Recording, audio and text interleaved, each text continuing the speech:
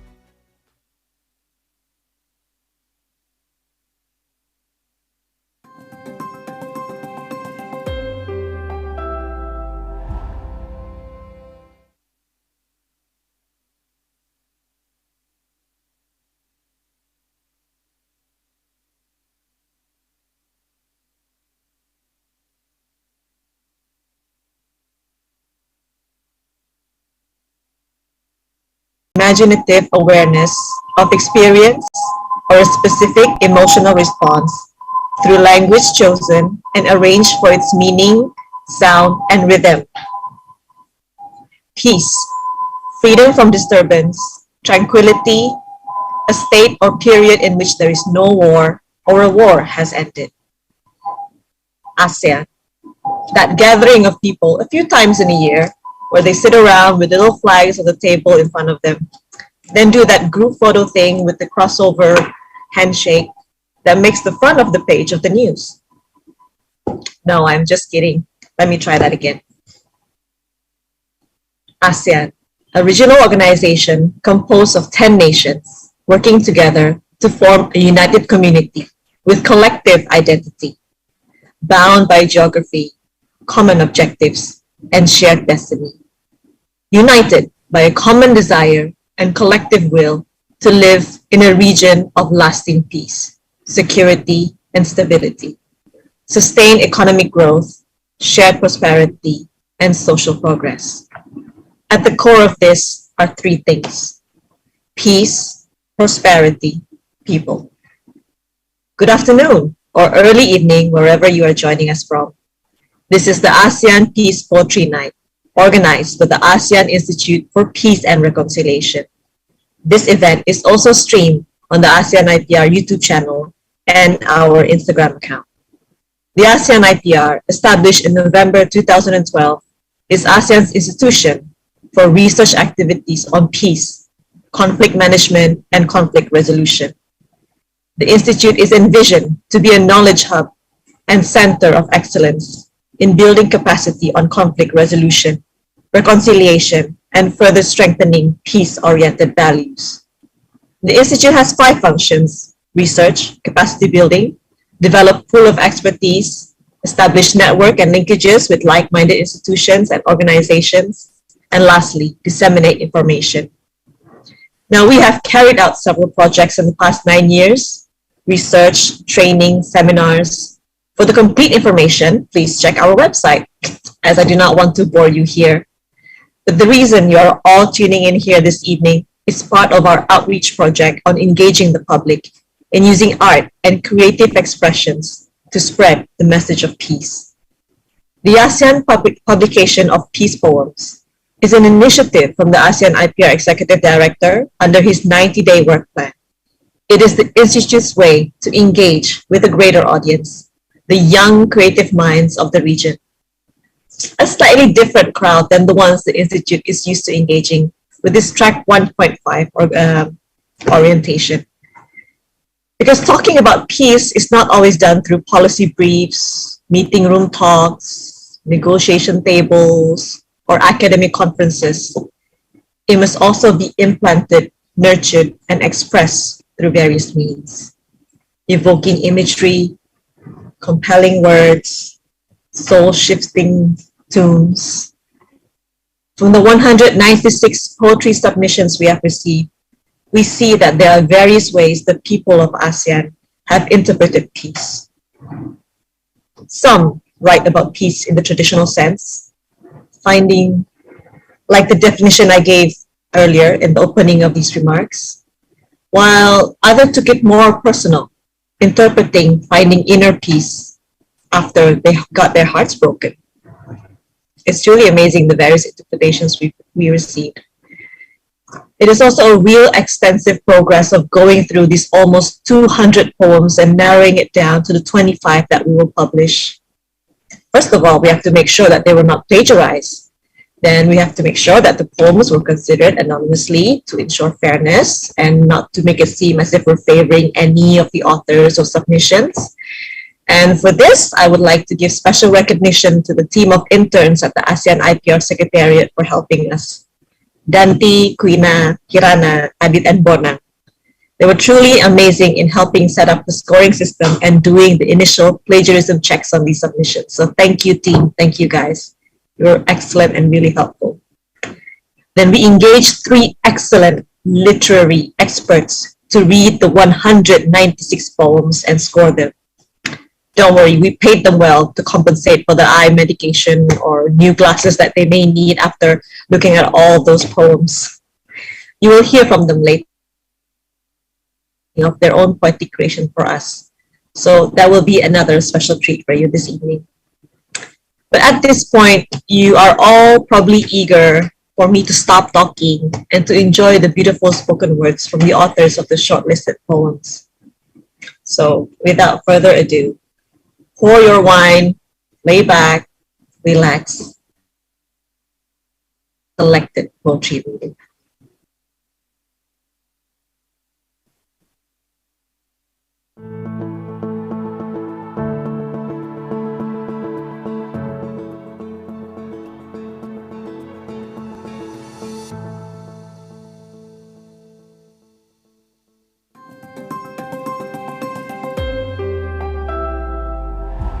In my town, there are pink sand beaches for all to see. I say that there's no place like my hometown. My loved ones all wait for me to come down home and have a party under the tree. Yet I can go back now to my own town. These pure islands have palm trees as their crown, with fine sand beaches for all to roam free. I say that there's no place like my hometown. There are rivers and falls just outside town, inside virgin woods that will make one glee. Yet I can't go back now to my own town. Everyone's taking selfies in another town and post on Instagram of the great sights they see. I say that there's no place like my hometown, yet I can't go back now to my own town. No place like Zamboanga.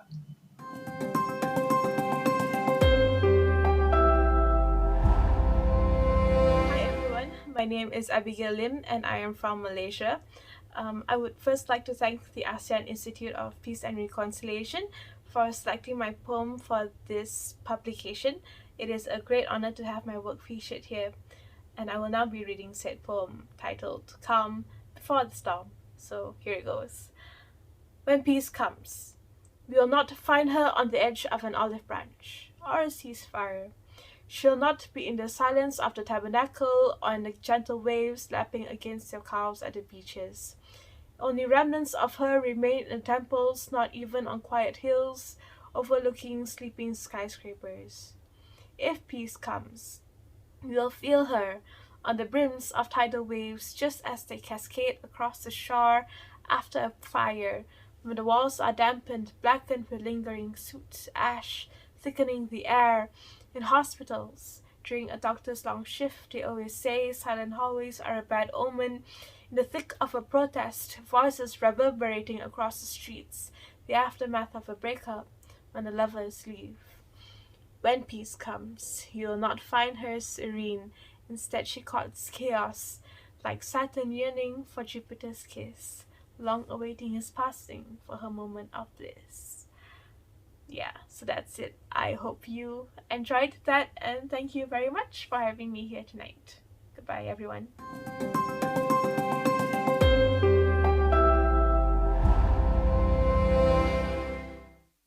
Good afternoon. My name is Anissa Farida, and the next poem is entitled Forced Displacement.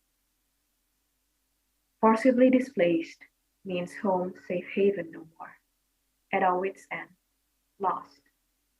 Forcibly displaced means leaving the world we built to start from scratch, nil. Forcibly displaced, only with clothes on our back and hands to hold us. Forcibly displaced, seeking shelter and refuge in foreign land, home.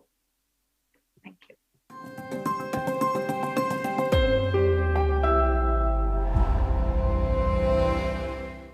Capitalism not. Sirens wail the streets, overlooking the plain sights of cropped images of people. Inadmissible faces cry hope as they walk on shards of glass, laudable despite the misfortune. Ignorance was to blame, not the half-truths they made. Just is a word that unveils the ways of morality. Sad circumstances where the society labels us in accordance with you, but why? Cut us all up to see and examine the color we bleed. Iniquity reveals itself. Slaying innocence it comes across, but now they uphold, holding hands ever oaring themselves against it, vitally together to aid their own land. Each of our differences makes unity, realizing what's wrong is fidelity. Feared as it was of the above, reluctance was provoked. Ecclesial or not, linked side by side, eagerly marched forward to the dawn of a new beginning, where oppression dies at the matrimony of peace and just. Social injustice is never freedom.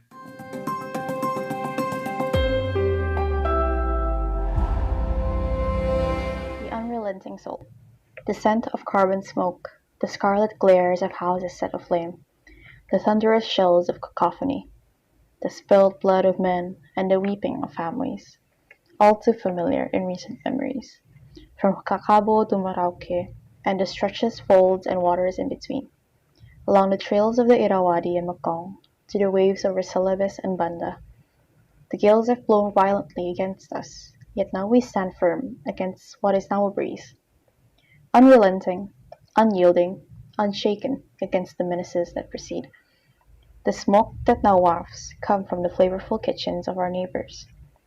The scintillating embers of coal flicker under the satire, while the reverberations of the gamelan and kandang merrily roar amid the bonhomie of the people. Dressed in the harlequin of our batik and the eclectic flora on our heads. We remember hardships like change in our pocket, but live on the currency of the present vivis. We resemble carmine rubies mined from our blood, sweat, and tears. The lush forests rooting our sanctity. The rivers that flow with our forefathers. Gems hidden in plain sight. Diamonds in the rough from the biting years of inferno. We've bled, we've grieved, we've sacrificed, but never surrendered. For our children and theirs after to grin, sing, to dance, and tell no tales of sorrow. For you, for me, and for whatever may come tomorrow. Thank you.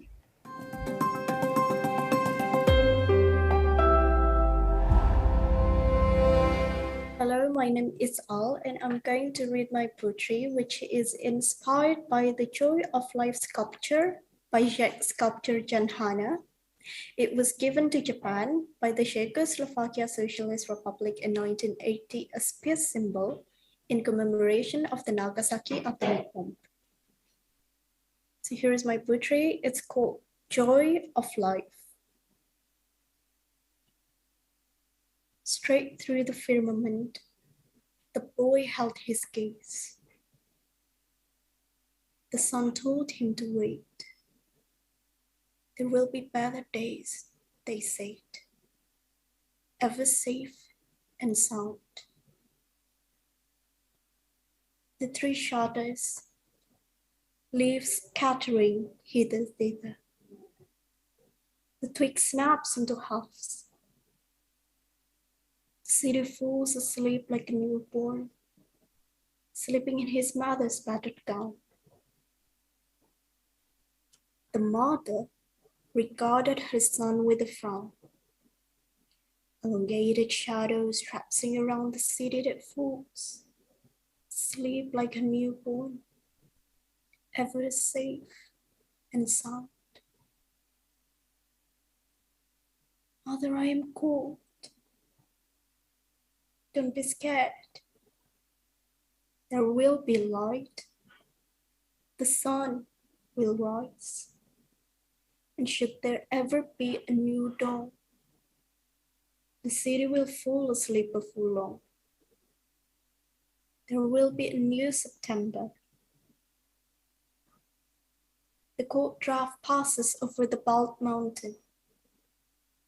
Quietly, she drapes the blanket over her son's shoulders. Mother, I am cold. Don't you worry, my darling. The night is not half as dark as the city that falls asleep after dark, ever safe and sound. Thank you.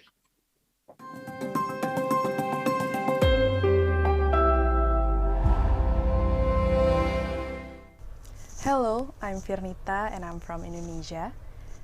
This time I will read you the poem that I wrote. It's called Muted TV.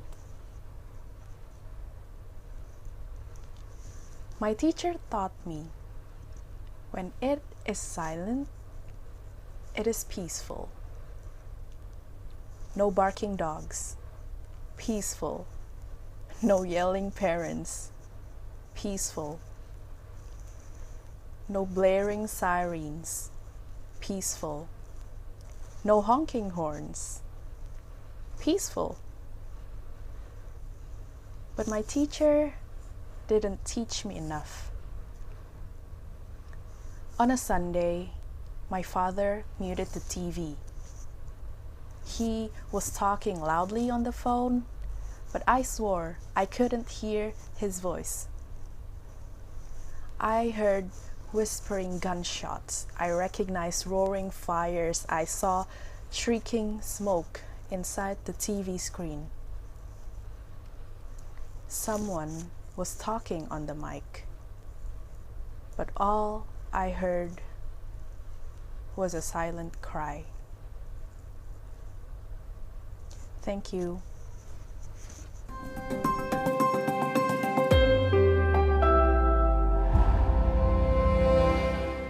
The death counts roses. The death counts roses like withering pollens blowing in the air as if dusts of a raging wildfire. It takes sprouting flower buds full of life ahead as I keep count of each one. I put a $sign for each petal. To nourish, to sustain, to help the underserved garden grow to better, you bet to better. Every stem here has an origin and every leaf has a name. I never remember any of them. They are but numbers to me. 1, 2, 3, 100,000, a million signs for dollars. They were organic and now I sell them pesticides. My farm is granular on my radar and yet it is never at all. There are no means to this end. There are no low-hanging fruits in this estate of mine. I must step feet on the grass and bask myself in the sweet fragrance. I need to taste the wildfire from a mile. It took long for me to see that there are no possibilities I could ever sell the agony of the flowers who are not me. Thank you.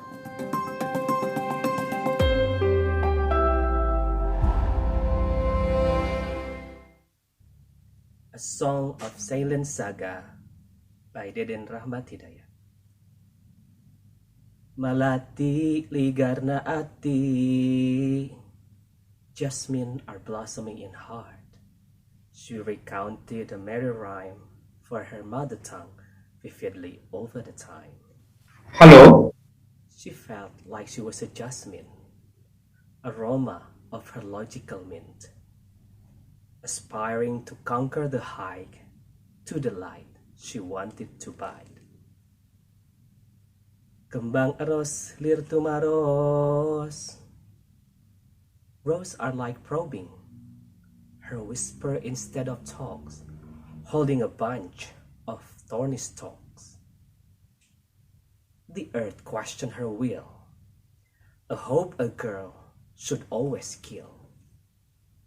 The class of a rosy past, in the house she ought us.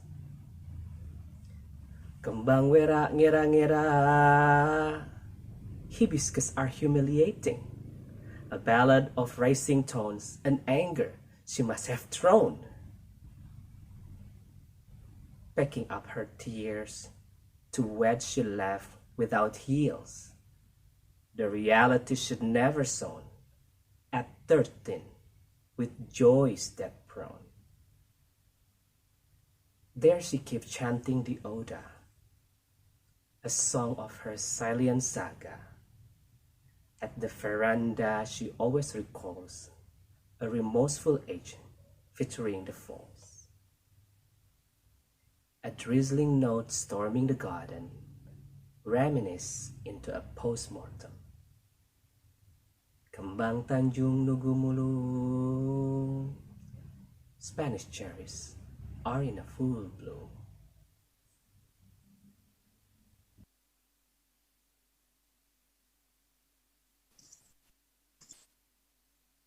Welcome back. So what did you think of those poems? Any ones you like? Tell us in the comments or chat section. Leave a like. We'd love to hear what you think. Now, as I said earlier, it was not the ASEAN IPR who shortlisted the 25 poems for publication. We don't know anything about poetry. We only know how to write reports and project proposals. So let me introduce you now to our panel of experts. Like all things ASEAN, we always start in alphabetical order. It's not a gender thing, we just like our ABCs. First up, Haris Fadila from Brunei Darussalam. He is a Bruneian poet and theater actor who writes poems in both Malay and English, mostly touching on love, nature, youth empowerment, and mental health. He was a recipient of the ASEAN Literary Festival Residency Program in Jakarta, Indonesia. He published his debut poetry collection, Flowers in the Cakrawala, in 2019, and subsequently the chapbook Cut Flowers. His Malay poem, 15 July, was aired by Radio Television Brunei to commemorate His Majesty the Sultan of Brunei's 74th birthday. In 2021, he has begun to expand his portfolio by working with local and international commercial brands to feature his writing. On stage, he has acted in local playwright Michelle Fung's case file, The Unsettled Souls. His writing will be featured in an upcoming anthology of poems comprising of 12 poets from Brunei. Good afternoon, Haris, or good evening.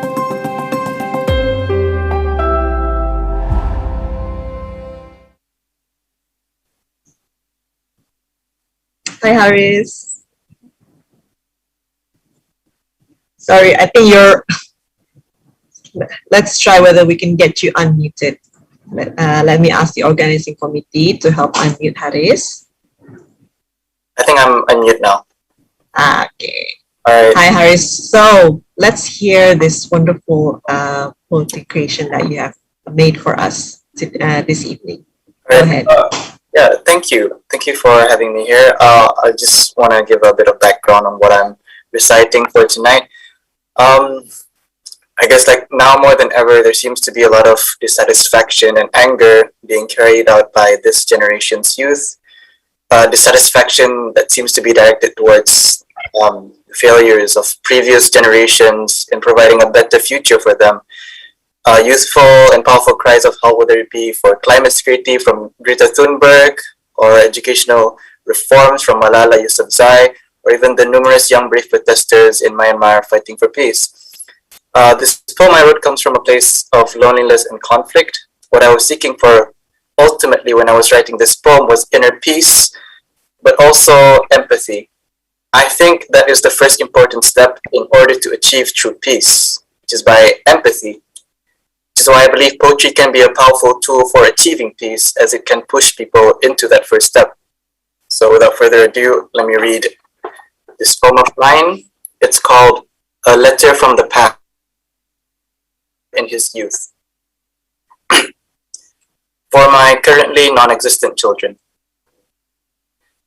My dear child, I may not know you now, but if the time has come when your world has turned against you, when you feel like you are swallowed by your loneliness, when it seems as if no one could possibly understand this invisible ache, I hope that this letter could serve as a remedy to you. Know this. Know that if I should ever disappoint you, or if I should ever be furious at you, or if I should ever misunderstand you, or if you should ever think that I don't understand, and should you ever find it too much to bear, I give you my truest permission to scream at me, to curse at my face, to howl your anguish with all the might of the universe that you hold within your fragile body, the might that I and my jaded generation may have lost in our journey. For we have accepted the fact that we can never be free. Forgive me, child, I have forgotten.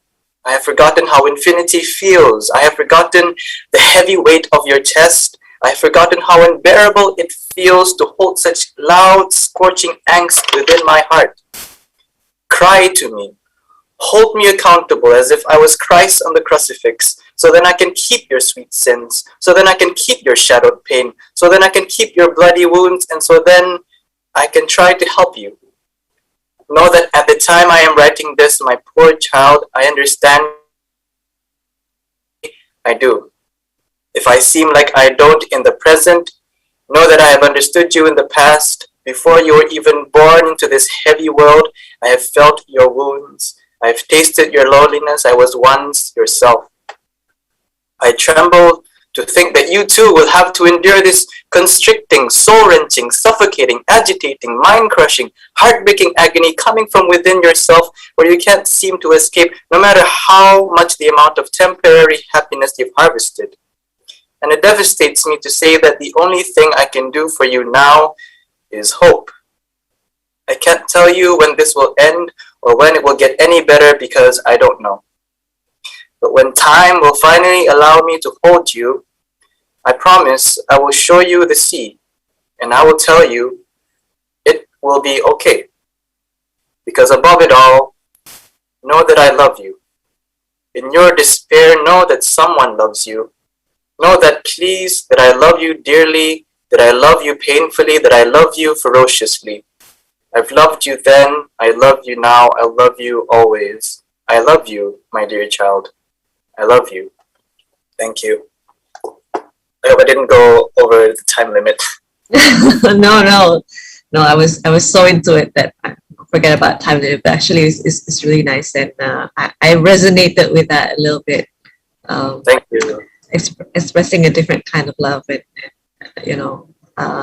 this wish for a future peace for the next generation. I suppose that hopefully we can leave them with a better world that we are in right now. Exactly. So thank you very much for that, Haris. Thank you. Okay, our next expert is Okima Dasari from Indonesia.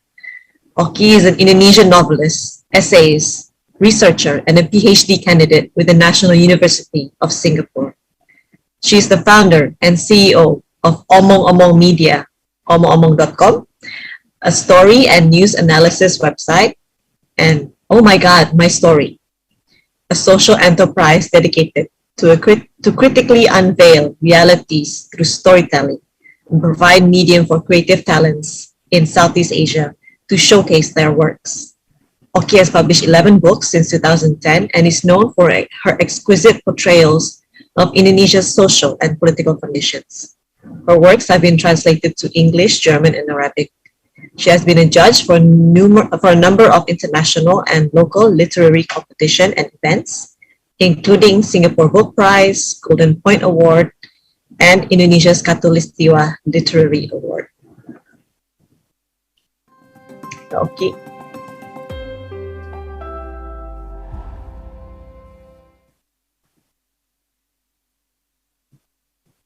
Hi, good evening, Oki. Hi, good evening, Kartika.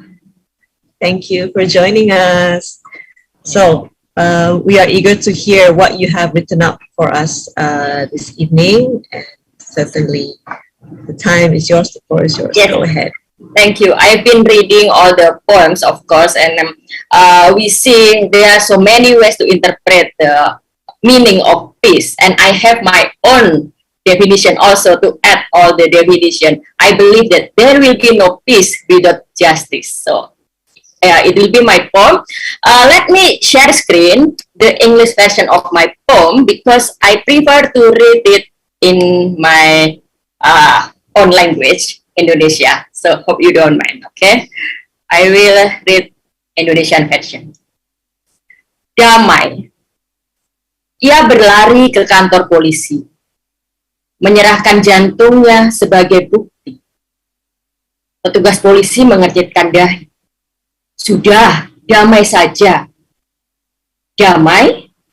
Tanyanya sambil mengusap darah yang pelan-pelan menetes dari jantung yang digenggamnya. Damai. Kini ia lepaskan kepalanya. Ia letakkan di atas meja di depan petugas polisi. Ini juga bukti, katanya sambil menahan air mata. Petugas polisi menggelengkan kepala. Damai, damai. Darah mengucur deras dari jantung dalam genggaman tangan, dari kepala di atas meja. Damai, desisnya pelan. Terima kasih, thank you. So that's my poem. There will be no peace without justice. Thank you. Yes, amen, Mbak Oki. Wow, that's a very powerful one over there. Certainly not the kind of damai that we have on the road when we meet with these officers, yeah, Oki. Thank you very much for that reading, but it's certainly brings a lot of meaning and a lot of interpretation of peace. And indeed, there can be no peace without justice. Thank you very much, Mbak Oki. Last but not least, Miss Melizarani Selva from Malaysia. She is a writer and spoken word poet with notable performances at Z Jaipur Literature Festival and TEDx Gateway. Her first book, Taboo, is a poetic exploration of her master's thesis on the constructs and representations of the Malaysian Indian identity. Her poems have been translated into French and Bahasa Malaysia. She co-founded If Walls Could Talk, Poetry Open Mic, the Malaysian National Poetry Slam, and has co-published an anthology of 100 poems by 61 poets from Malaysia, titled When I Say Spoken, You Say Word. Presently, she serves as co-editor of the literary magazine singporimo.com, and you can find out more about her work on melizarani.com.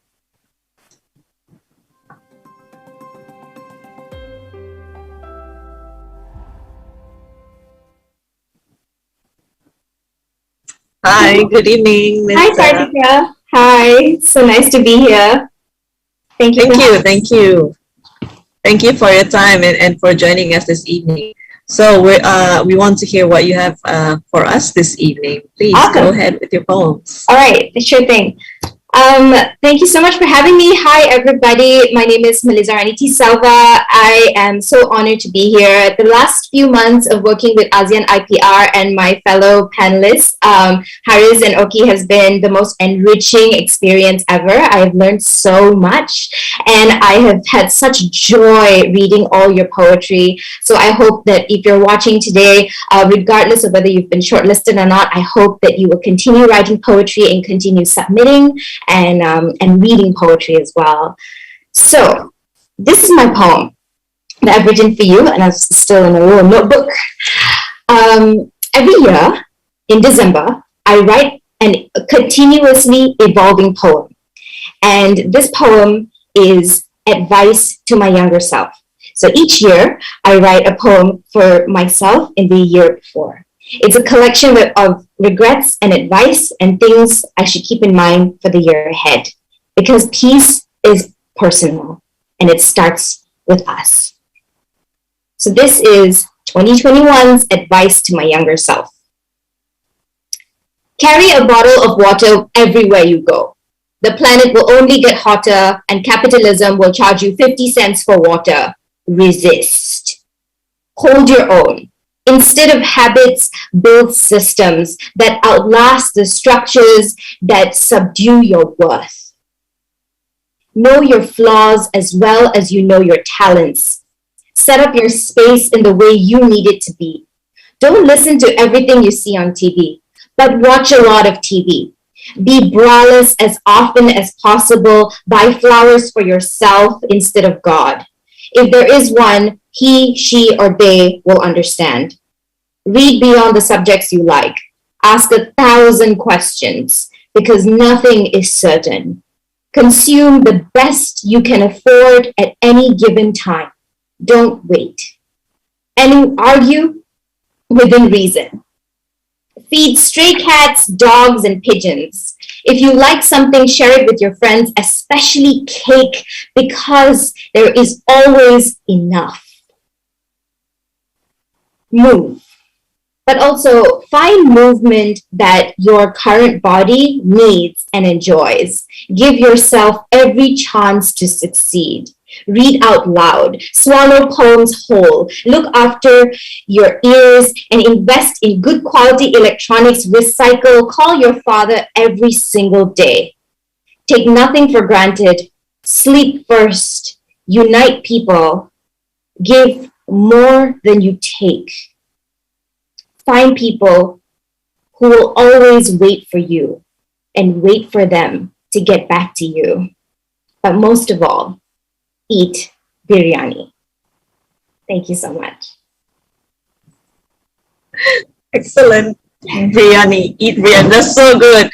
But I like that, instead, how at the end of the year, people are always, making a list of your to-do list or your wish list for the following year. I like that for you, the perspective is looking back, but not living in the past. Yes, of course. We have to collect everything we've learned so that we can move forward. Definitely. So yeah, it's a tabulation of the lessons learned of the past year so that you don't do it again next year, right? Yes, or do it better. Do it better. Or do it better. Yes. Thank you, Kartika. Thank you so much. That was so great. Thank you so much, Melani. So, ladies and gentlemen, as you can see, our experts are awesome. They are well-versed and know what they're looking for when they went through all those 196 poems. So please don't think that we chose the 25. We didn't. They did. So please direct your questions and frustrations at them. No. I'm just kidding. Please don't cyberbully them.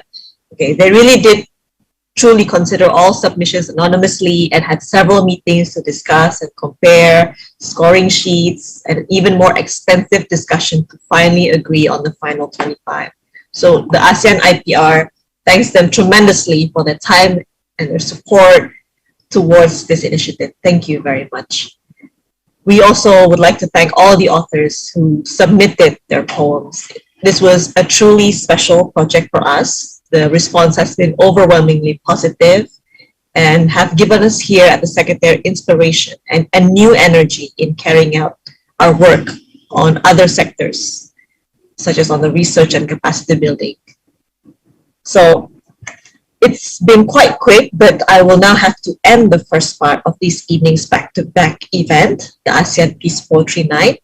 Please don't leave us yet. We still have the last session of the ASEAN IPR discussion series coming up after this, the more serious part of the night, and I will tell less awkward jokes. For those of you watching us from Instagram Live, please hop over to the Zoom webinar or to our YouTube channel to follow the discussion series. Thank you for joining the ASEAN Peace Poetry Night. We hope you have enjoyed it. and have a good rest of the evening. See you in a little bit in the discussion series.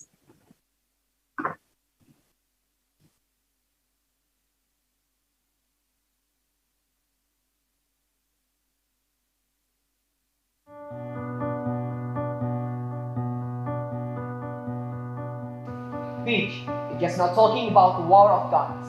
But more than that, starting from the small stick, namely fighting yourself to be able to create tolerance in social life. The reality of social life in ASEAN is possible because it accommodates differences and diversity between humans.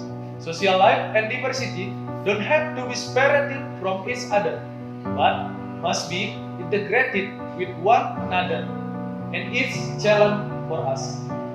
ASEAN Institute for Peace and Reconciliation, or IPR, is the answer to challenge an important component of ASEAN peace function to respond to various challenges that conflict, reconciliation, resolution, and food strengthening peace-oriented values toward harmony, peace, security, and stability in our region and beyond.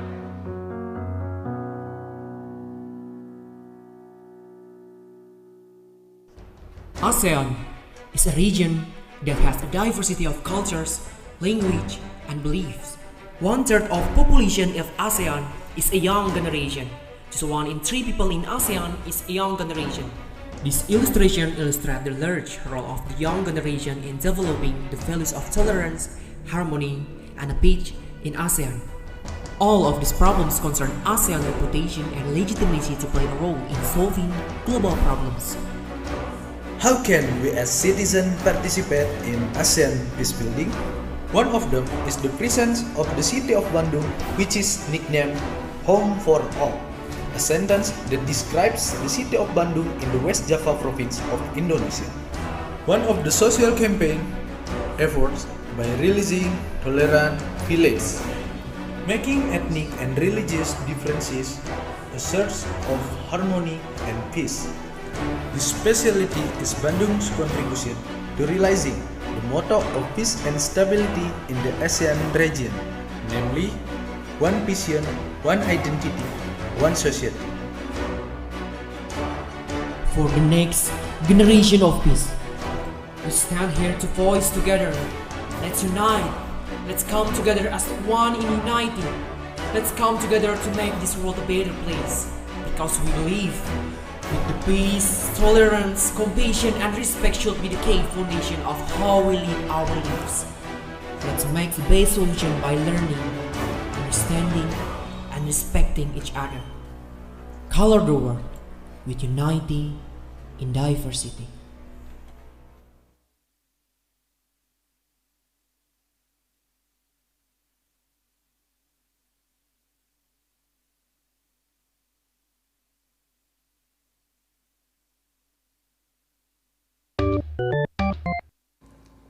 Our names are Justinia and Juliana. We are sisters currently living in Phnom Penh, the capital of Cambodia. However, we come from the Philippines. A few days ago, we asked our friends what the word peace and tolerance meant to them.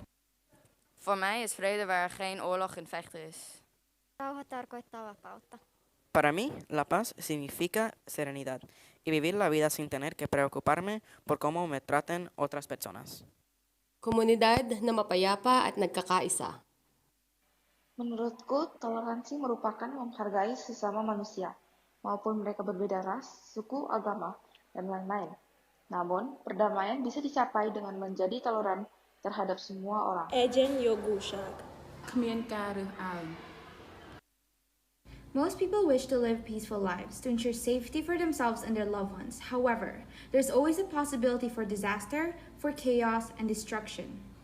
With differing opinions and values amongst us, the possibility for conflict only rises. This is why the ASEAN IPR was created. It's an organization working to promote peace and stability in all ASEAN member nations. It helps member states resolve regional conflicts and promote cooperation with one another through the use of the organization's knowledge and skills for sustainable peace and reconciliation within the ASEAN region.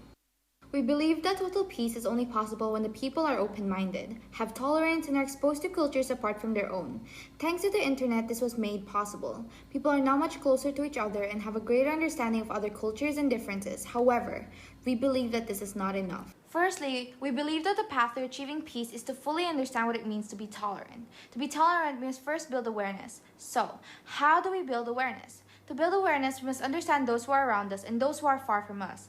We must build awareness in knowing of current events that affect our futures or other people's future and lives. This also means being able to embrace the different cultures around us. Acknowledging the interconnectedness and diversity of ASEAN will allow us to spread the culture of peace to the entire region and possibly help break prejudice and stereotype against one another. Secondly, highlighting the importance of language in diversity and inclusivity. The ASEAN region is filled with countless languages from all nations. Being able to understand one another is a key step in figuring how to live in peace. When visiting another country, learning the basics of their language is a respectful gesture, no matter the country you're in. Languages help us to communicate, understand, and connect with one another. Thirdly, we believe that we should help in bridging the gap within cultures and finding out a common ground. Once we have understood cultures, we would be able to keep in mind what they each find disrespectful, what they find proper, and what their limits are, and would be able to find things we both share. Understanding one's cultures would allow us to find compromises to head towards a common goal. As young citizens, it's our duty to help keep ASEAN in a time of peace and stability. We are proud citizens of ASEAN and proud Filipinos.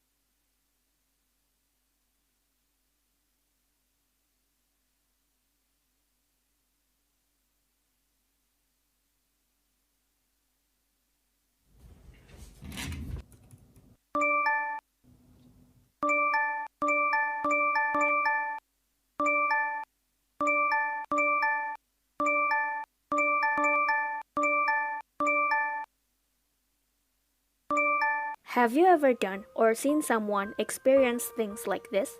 This social exclusion is very dangerous as this causes people to experience an identity crisis.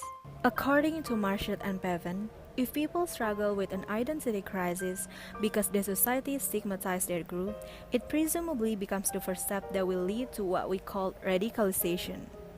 In Southeast Asia, growing form of religious and ethnic intolerance is present. We need to address the issue of intolerance, knowing that it has the potential to threaten the already well-established commitment of ASEAN in peacebuilding. But how can we as youth participate in ASEAN peacebuilding? 1. Embrace the diversity that is present in their community. Understanding that our society has a large, respective spectrum of identity, rather than to treat differences as a mark-off, we must strive to make different ends meet and build togetherness. 2. Engage in volunteering activities that support education and skills development programs. Equip our society with sufficient knowledge that will act as a shield for people in facing extreme values. 3. Embark, take part, and encourage larger participation in dialogues about peace building in ASEAN. Values of peace must be spread to everyone.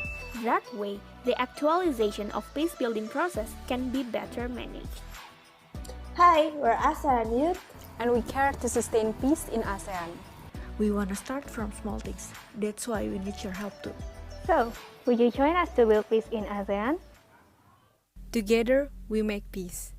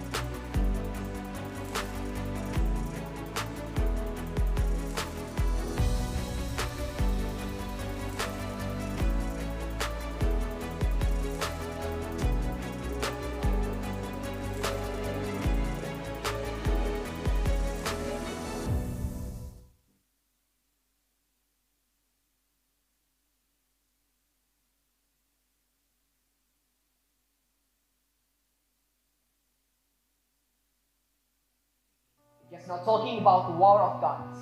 But more than that, starting from the small stick, namely fighting yourself to be able to create tolerance in social life. The reality of social life in ASEAN is possible because it accommodates differences and diversity between humans. Social life and diversity don't have to be separated from each other, but must be integrated with one another, and it's challenge for us. ASEAN Institute for Peace and Reconciliation, or IPR, is the answer to challenge an important component of ASEAN which function to respond to various challenges that conflict, reconciliation, resolution, and food strengthening peace-oriented values toward harmony, peace, security, and stability in our region and beyond.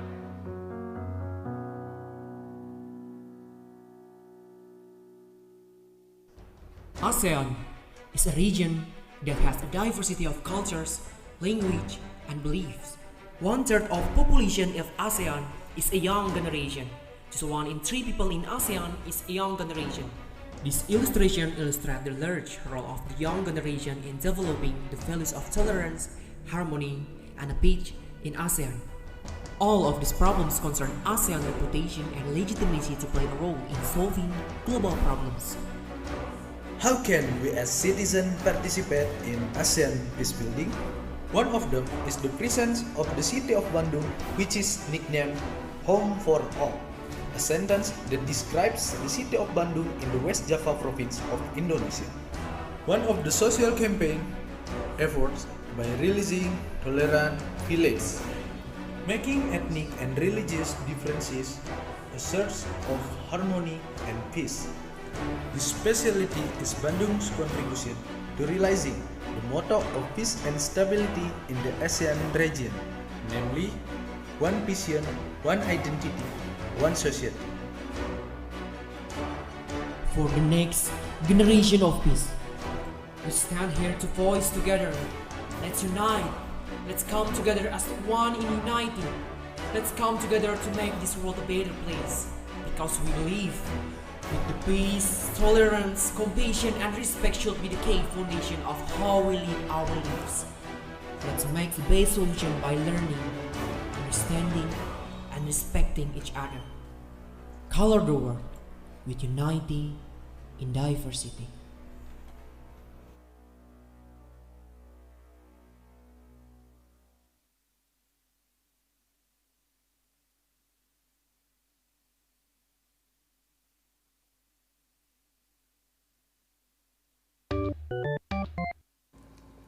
Our names are Justinia and Juliana. We are sisters currently living in Phnom Penh, the capital of Cambodia. However, we come from the Philippines. A few days ago, we asked our friends what the word peace and tolerance meant to them. Voor mij is vrede waar geen oorlog en vechten is. Para mí, la paz significa serenidad y vivir la vida sin tener que preocuparme por cómo me traten otras personas. Komunidad na mapayapa at nagkakaisa. Menurutku, toleransi merupakan menghargai sesama manusia, maupun mereka dicapai dengan menjadi toleran terhadap semua orang.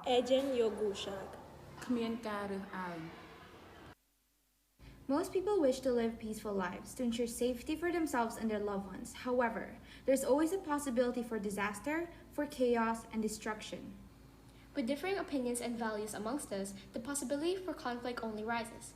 This is why the ASEAN IPR was created. It's an organization working to promote peace and stability in all ASEAN member nations. It helps member states resolve regional conflicts and promote cooperation with one another through the use of the organization's knowledge and skills for sustainable peace and reconciliation within the ASEAN region. We believe that total peace is only possible when the people are open-minded, have tolerance, and are exposed to cultures apart from their own. Thanks to the internet, this was made possible. People are now much closer to each other and have a greater understanding of other cultures and differences. However, we believe that this is not enough. Firstly, we believe that the path to achieving peace is to fully understand what it means to be tolerant. To be tolerant means first build awareness. So, how do we build awareness? To build awareness, we must understand those who are around us and those who are far from us. We must build awareness on knowing of current events that affect our futures or other people's future and lives. This also means being able to embrace the different cultures around us. Acknowledging the interconnectedness and diversity of ASEAN will allow us to spread the culture of peace to the entire region and possibly help break prejudice and stereotype against one another. Secondly, highlighting the importance of language in diversity and inclusivity. The ASEAN region is filled with countless languages from all nations. Being able to understand one another is a key step in figuring how to live in peace. When visiting another country, learning the basics of their language is a respectful gesture, no matter the country you're in. Languages help us to communicate, understand, and connect with one another. Thirdly, we believe that we should help in bridging the gap within cultures and finding out a common ground. Once we have understood cultures, we would be able to keep in mind what they each find disrespectful, what they find proper, and what their limits are, and would be able to find things we both share. Understanding one's cultures would allow us to find compromises to head towards a common goal. As young citizens, it's our duty to help keep ASEAN in a time of peace and stability. We are proud citizens of ASEAN and proud Filipinos.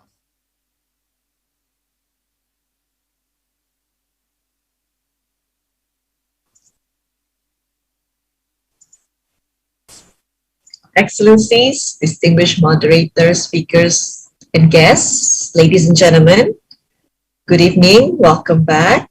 Welcome to the ASEAN IPR Discussion Series 2021. Our distinguished moderator, Madam Amina, good evening. Good evening. Hi, ma'am. Looking great. How are you all?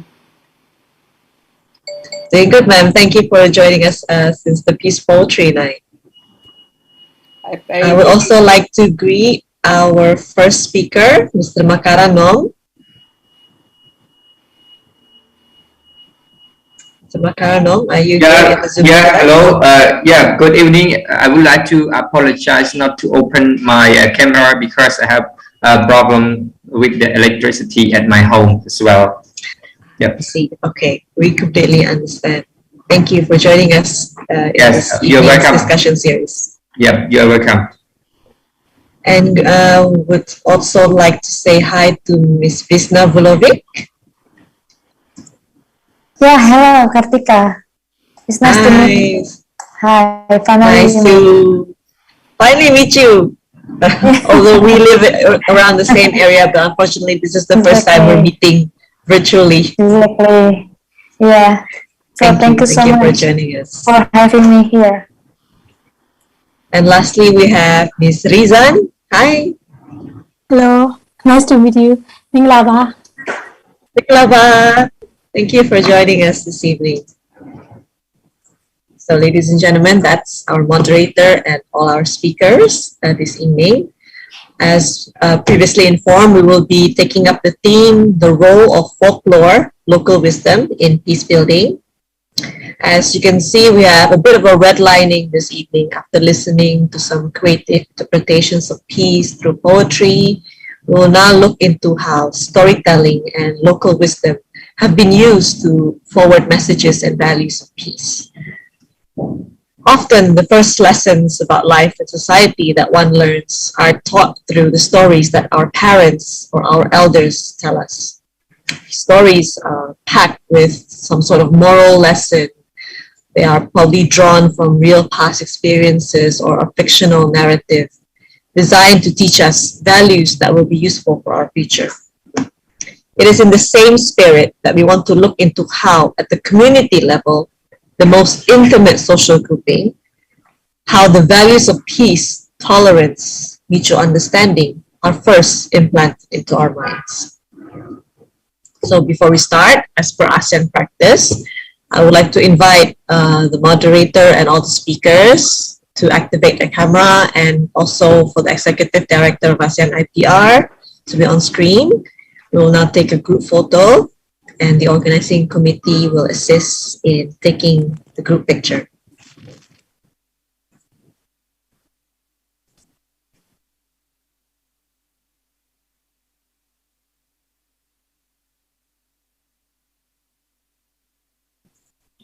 Okay, so we will do the group photo in 3, 2, 1.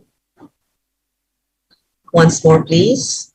In 3, 2, 1. Okay, thank you very much.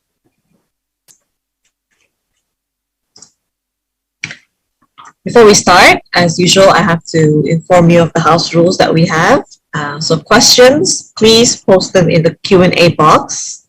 And for viewers on YouTube, you can post your questions through our live chat box. And please refrain from using the chat box in Zoom for personal conversations. And as always, please respect all the views that are expressed here in our webinar room. Ladies and gentlemen, let's begin. We are pleased to have as moderator of discussion, Madam Amina Rasul Bernardo. Madam Amina is the president of the Philippine Center for Islam and Democracy. She is a member of the Board of Regents of Mindanao State University, one of the leading Muslim leaders in the Philippines, working to strengthen peace and development, as well as promote human rights, justice, and democratic practices in Muslim Mindanao. She has spearheaded the organizing and capacity building of Muslim women, particularly those who teach in the madrasa, for peacebuilding and prevention of violent extremism. She has written and edited several books on the Mindanao conflict, on Islam and democracy, such as Broken Peace, Assessing the 1996 GRP-MNLF Final Peace Agreement, and the Radicalization of Muslim Communities in Southeast Asia. She was the UN Peace Awardee in 2019. She is also now a famous podcaster, co-hosting the She Talks Peace podcast series with Dina Zaman, the Malaysian journalist and co-founder of Iman Research. The She Talks Peace podcast highlights the role of women peace builders around the world in bringing lasting peace and security to their communities. Without further ado,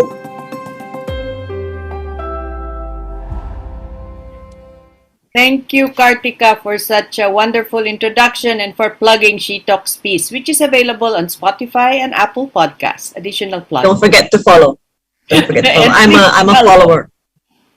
Okay, please go ahead, ma'am. Thank you so much.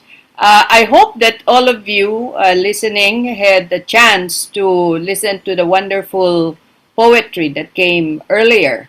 Let me just say that since home is no longer a safe haven, I will eat more biryani. Thank you, dear poets. Salam, welcome to the final session of the 2021 discussion series organized by the ASEAN Institute for Peace and Reconciliation, or IPER. This webinar is the culmination of IPER's publication of peace poems and is held back-to-back with the ASEAN Peace and Poetry Night. This session, we tackled the role of folklore, local wisdom, in peace building. IPER believes that one of the mechanisms to spread the message of peace and peace building is through storytelling. Passing down traditional values and wisdom from generation to generation may also be instrumental in bringing citizens and neighbors together and cultivating tolerance, a sense of community that sustains positive peace. The role of local wisdom in peace building is one of IPER's priority research areas. And because of this priority, IPER has released 2 papers as part of the Institute's working paper series with the theme of roles of local communities, local wisdom, and knowledge in peace building, peace process, and conflict resolution. I am personally glad. Wonderful stories about our legends with native humor, like stories about Abun Nawas, a smart but very lazy guy. Or riddles, which we call tukud-tukud, and sometimes the tukud-tukud would be very green. With epics in poetry, which we called kissa. The kissa was usually sung, and the singer, usually female, would sometimes play the gabbang. This is the native bamboo xylophone and would be accompanied by the bula or native violin, which would be played by a male companion. We had so much fun, even if we didn't have iPhones and video games and all that, especially on moonlit nights when they would tell very, very scary stories. It turns out the tradition of storytelling is indigenous to all ASEAN communities, but this oral tradition is fast disappearing in many areas. That's why I'm thankful for IPER for documenting our folklore. Recognizing the compelling need for ASEAN to foster peace-oriented values within the region, this discussion series shall serve as an opportunity for us to explore the role of local wisdom through folklore as an instrument of peace building. IPER has invited peace-building actors to share their experiences in transforming conflict through community-led peace initiatives and sharing with us their successes and challenges. The theme for today, the role of folklore or local wisdom in peace building, aims to engage local peace building actors to share the role of folklore and local wisdom in promoting our culture of peace. Allow me to introduce our three distinguished panelists.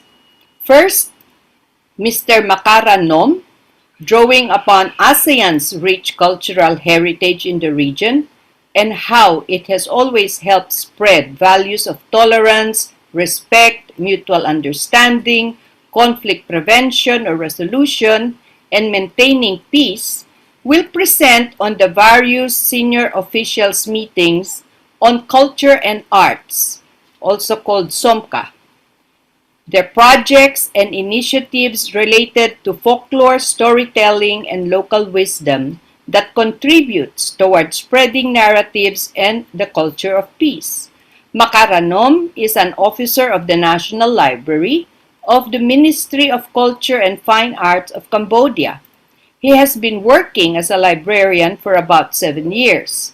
What keeps him going is his enthusiasm for and conviction in the next generations and experiences of local grassroots level organization in using literacy and storytelling to address issues of peace, tolerance, diversity, gender, environment, and child rights. Ri is the managing director of the Third Story Project Social Enterprise, which creates children's storybooks with positive messages in Myanmar. Ri actually has, would you believe, a master's degree in electronics engineering, but she has moved to a different career path. She believes in disseminating positive messages through the art of storytelling. She believes that continuous education can help children to have better behavior and a better peaceful society. Under her management, the Third Story Project joined renowned international children's book fairs. And she has been working with AFCC for folk tales for the ASEAN since 2019. Ri is an alumna of the YSEALI, the UNAOC Youth Group, the Asian Women Social Entrepreneurs Group or ASEAN, and the Changemaker Exchange Program. Ri won a Young Social Entrepreneur Award and the AEIF in 2016. She also won a Federal Assistance Award in 2019. So, ladies and gentlemen, brothers and sisters, our panel, and let me now call on the podium our first speaker, Mr. Makara Nom. Makara, the floor is yours. Yeah, good evening, ladies and gentlemen. So I would like to, can you see me clearly? I hope you can see me clearly because of the light at my home here. Yep, I would like to apologize for that too. All right, so right now let's move to okay, so today I'm going to present about the peace building. All right, this is my table of contents. Number one, types of peace. Number two, ASEAN cultures of preventions in general. Number three, the role of cultures and arts sectors in promoting peace values. Number four, the role of education sectors in promoting peace. All right, type of peace. Negative peace, peacemaking, and peacekeeping. All right, peacemaking is mean preventing violence when there are an organizations or there are two sides of the people, they making conflict with each other. So we can call them to sit on the table and negotiate with each other without violence as well. And peacekeeping, right? Peacekeeping is stopping violence. Here, for example, like the terrorism, so the leader, they are trying to calm down their terrorism. So yes, we can say peacekeeping as well. So letter A, negative peace, is mean a short terms of peace that is no longer anymore. It's just temporarily that we calm down the peace. And let it be a positive peace. Positive peace come from individual peace and structural peace, cultural peace as well. Individual peace is very important because when the individual have well educated, well training, how to solve the problem, so they can educate their children, their family, and they become a good role model for the whole society that is a good person and a peaceful person as well. And so right now I would like to tell the definitions of peace over here. As negative peace is a short-term actions to stop and preventing violence. And in negative peace, there are two, peace making and peacekeeping as well. All these are short term as well because we try to calm down. And positive peace, there are is a long-term planning to create sustainable peace that will last. So in positive peace, we can make it into peace building as well. Structures of peace. Is the transformations of political, legal, social, and cultural structures and processes across society, so that they support and enforce peace building, justice, equality, human rights, and civil rights. And it can try to solve the problem with non-violence, so that conflict is resolved equality with win-win solutions. Okay. Cultures of peace. Cultures of peace is a sense of respect, fairness, opportunity for all. The process of open communications, cooperations, and compromise, and that persons and whole family can be freely participate or segment of societies. Equal opportunity for development for all. Please note that peace, justice, and development are independent. They cannot truly have one without others. So we have to depend on each other. Individual peace, structural peace, and cultural peace. So the peace persons, or we can say the heroes of peace, are Mahatma Gandhi, King Nelson Mandela Awards, and Chavez. So in order to create peace in one society, so we have to treat equality. It means equity. Treats all persons equal. No corruption as well. Entropy. symbiosis, broad scopes, large domain, superstructures. So if one society full with a peace, so it can transfer to other societies.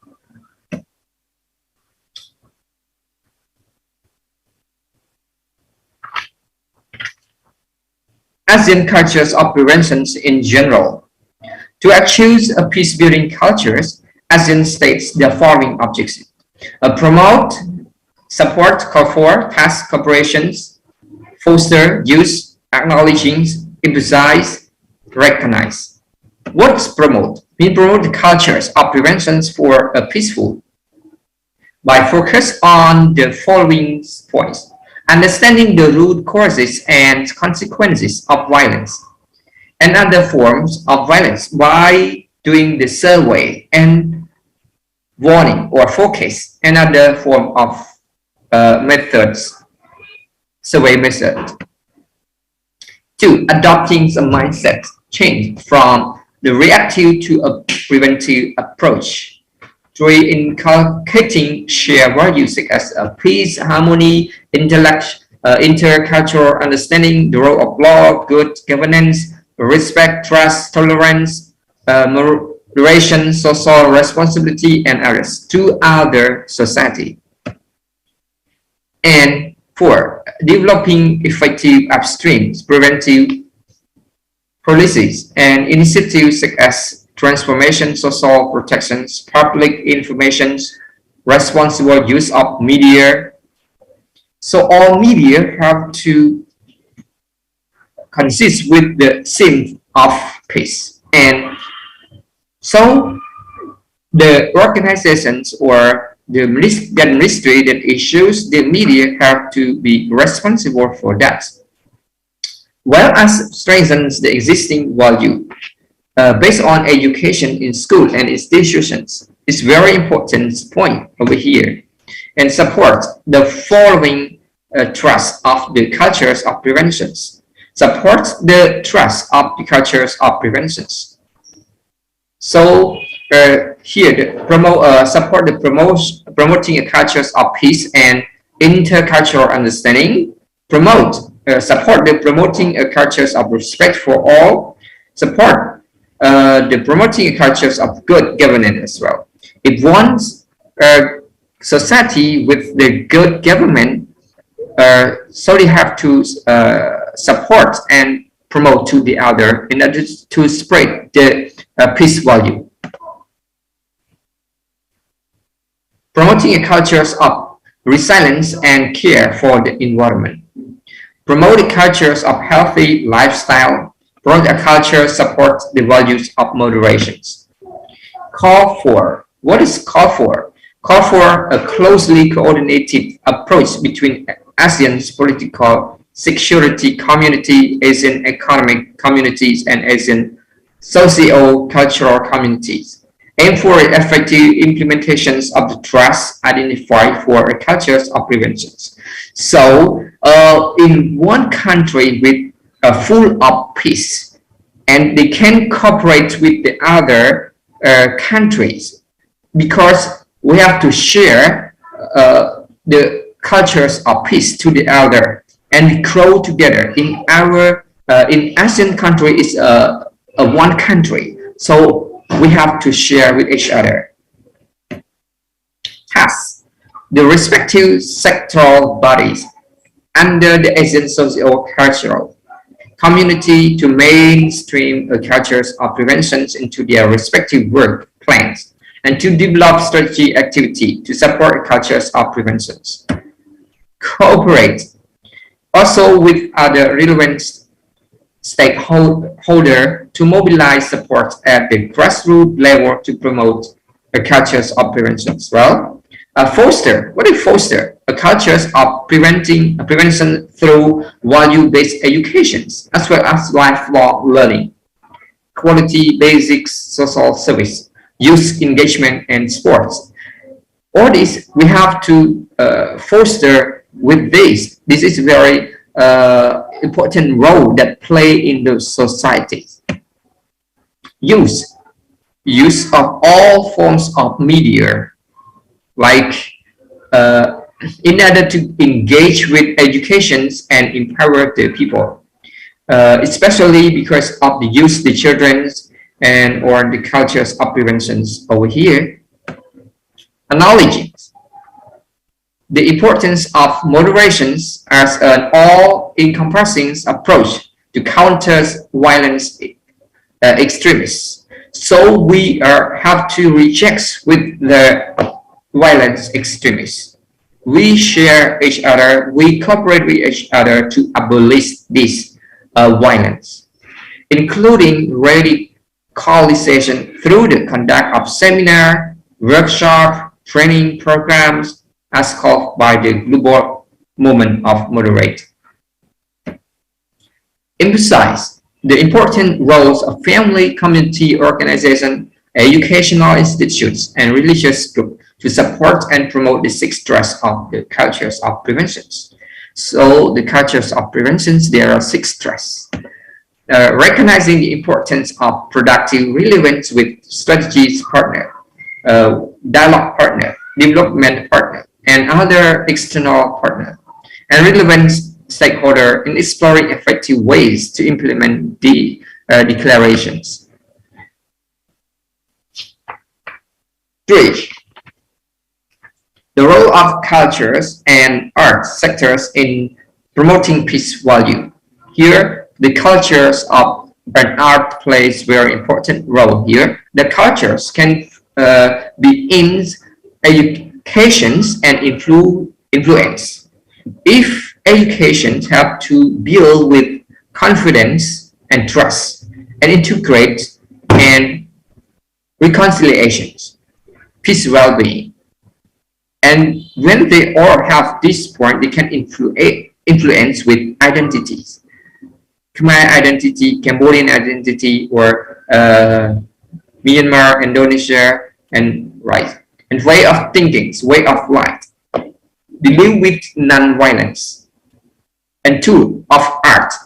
2 of art are in theater, music, dance, literature, sports, cinema, religion as well.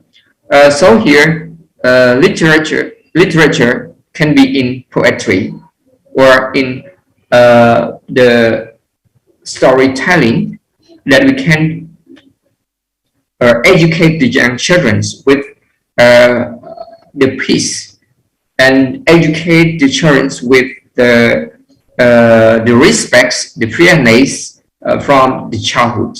It's very good habit. And 4, the role of education sectors in promoting peace value. Education also plays very important roles in the peace building process as well, because educations can be trained individuals to resolve their interpersonal dispute through the techniques of negotiations and discuss and resolve that problem without violence. And educate person how to learn to manage their ego and fear as well before they learn. If amount of the people that they go to school and amount of the people that they don't go to school, if we compare amount of the people that go to school, they can solve the problem with non-violence and they can control their ego as well. And if we talk compare with the person that don't go to school, is they cannot control their ego. They can, if they angry or they do whatever that they think immediately as well. This is the amount of people that increase of violence. And the role of schools and the curriculums they present assume great importance because the school have the power to shape the attitude and skill of young people towards their peaceful human relations. Doing this by teaching the children how to respect, tolerance, and empathy, and by educating them how to solve conflicts with in a non-violence manner as well. If in one class or one school educates their children with non-violence, even the children, they also conflict with each other, or they do make something a great mistake. So we have to educate them with the fear and respect. So the children will follow us as well.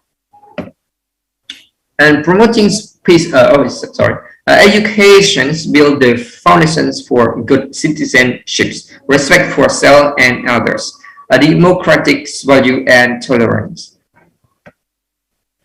Education also reduces war and conflicts, pretend peace and security to all.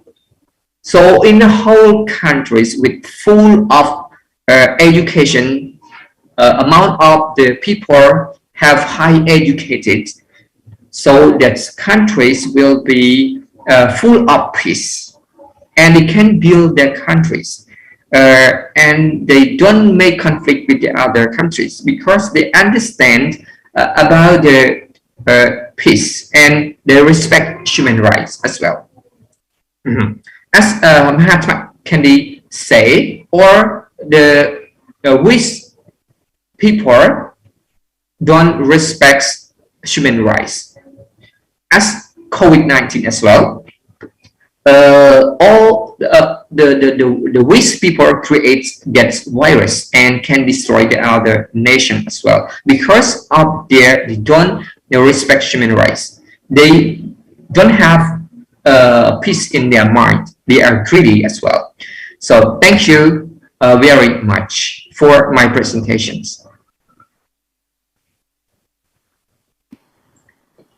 Thank you so much, Director Makara Nom.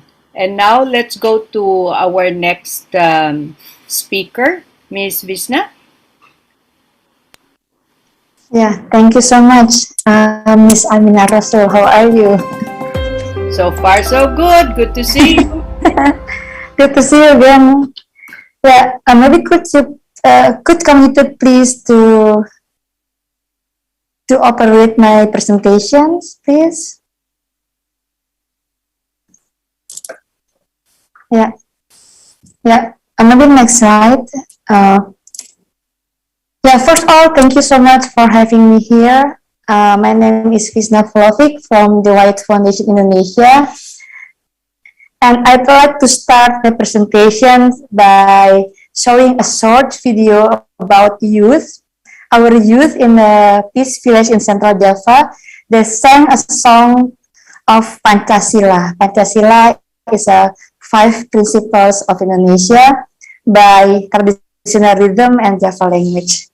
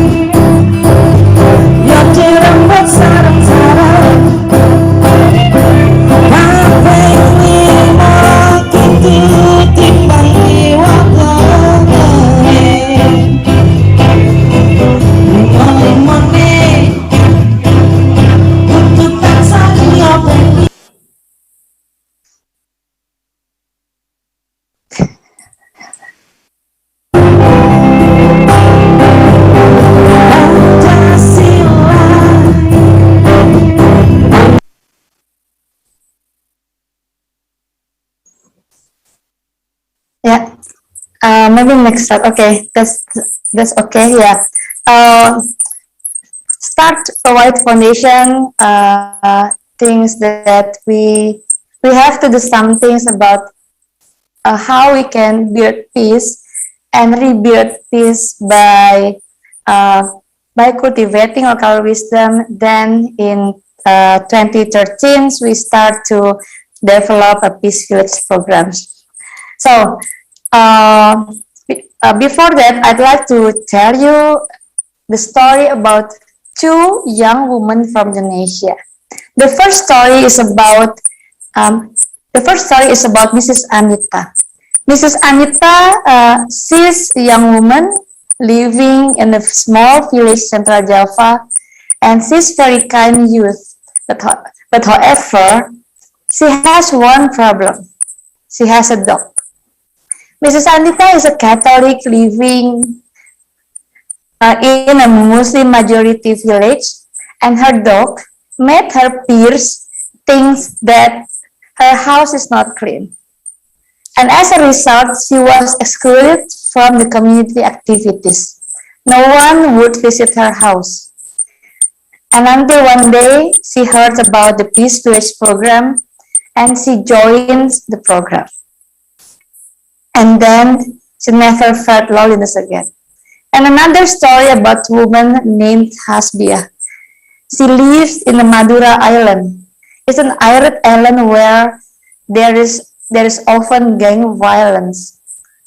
And the gang violence is a norm, and she often feels worries. Even she doesn't want her kids to get involved, but she didn't know what to do, and she felt helpless. She felt helpless, and then she joined the Peace Village program, and together with the other women beneficiaries, she reduced a gang of violence in her village, and she, together with the village government, they built village regulations to stop gang violence. So based on those stories, maybe next slide, please.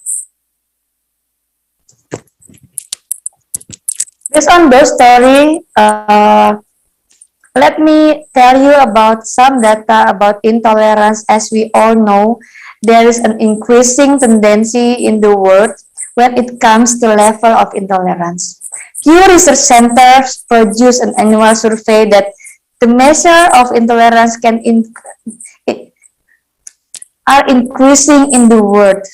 The same challenge is faced by Indonesia. We have had a case of radicalism and attack of our country. In fact, the last case that involved family, including women and children. As a country with the biggest Muslim population in the world, we really want to make sure that this is not going to happen again.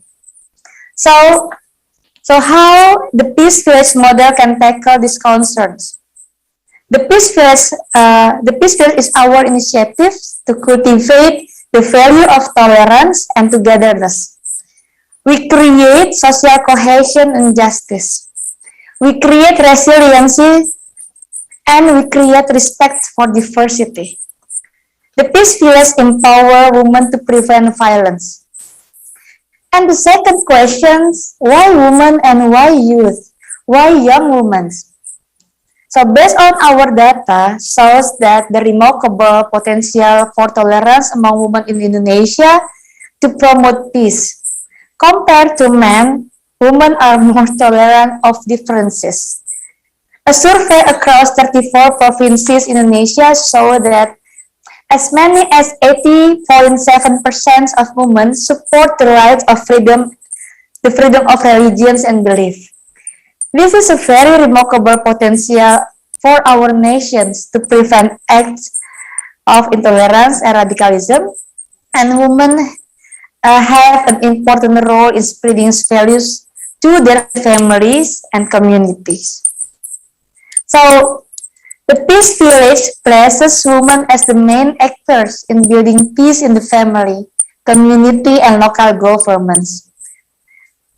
Talking about Anita and Miss Hasbia are one of the thousands of women who are involved in the Peace Village programs. we uh, we combine peace building and women to participate in training sessions and mentoring of peace building leaderships, rebuilds social cohesion and culture and local wisdom and entrepreneurship. Next slide, please. This training sessions for women's groups are tools to glue together women with diverse backgrounds of religions. So the picture in front of you, this is one of women's statues that we built in Central Java. This is about a woman's can spread peace because this is the symbols of waterfalls come from the woman and the water means spreading peace. So we provide them a platform to get to know each other with stories, with folklores, and we hope that by those activities, the tension slowly melts away. And Anita's neighbors initially refused to visit her house, but now her place has become a training place for women of various religions and backgrounds. Next slide, please. The Peace Village program, we use approaches from 3 strategic pillars, and we have 9 indicators for the Peace Village.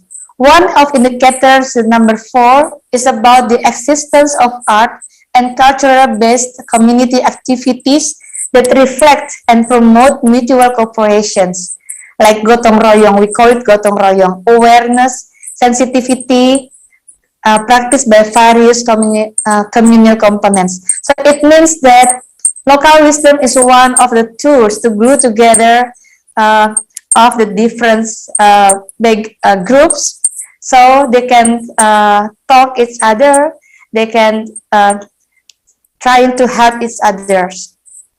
And the peace village itself, we have 3 strategic pillars. The first pillar is about economic empowerment. The second pillar is about peace building mechanism. And the third pillar is women empowerment. Next slide, please.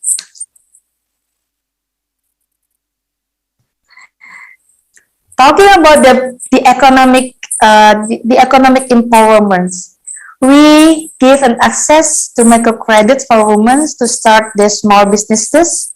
We teach them the concept of added value, and we helping them creating a better packaging and train them for a better manage to their family finance. In short, we create an economic resiliency for all of our benefiting. There is one example of Mrs. Muna. She didn't finish her elementary school. She used to be door-to-door saleswoman, and her husband was a mobile vegetable seller. She used to be, she worked so hard, but she ended up with having that loan shark. And then we help her to create like a better target in life. For the first time, she had a dream. This is the first time she had a dream. She said that, Vishna, I really would like to have a kitchen and bathroom in my mother's house. She said so. And we're trying to keep saving her money. And for the first time, she get from the quotes door to door. She managed her money 1 penny a day. And one day, I was shocked at the moment because in 4 months, Mrs. Muna had successfully saved 60 million Indonesian rupiah, which equals to 4,000 US dollars for 4 months. So this is not bad for her. Next slide, please. The second pillar is about peace building mechanism. We cultivate values. There are two issues in cultivating values. The first is peace building itself, where women are equipped to act and make decisions when they are faced with conflicts. And also, the most important things to prevent conflicts. We assist women in communicating and lobbying in public. In one story is about Vita from Linggi. Vita is a young woman who sang Pancasila at the first sight before. So at the moment, Vita felt so loneliness because her peers thinks that she's a lesbian. No one who won't become her friends. And before she come from a broken home youth, but she has a lot of energy, but she doesn't know how to do to express in a positive way. And then we asked her to join our program. And at the moment, and until now, she joined with the Gus Dur School for Peace for Youth in the Peace Village in Linggi. And together with her friends, at the first time, no one of young women would like to become her groups because all of them thinks that Vita is a lesbian. But after we conduct and join with the program without seeing differences, they now understand that Vita is only appear like a tomboy girl, and she knows that no matter gender is it, no matter appearance, so we have to respect each other. So this is the things of the value of togetherness in Gus Dur School for Peace. Vita then said that women has a freedom to express what they want to do, they like to be, and to achieve their dream equally.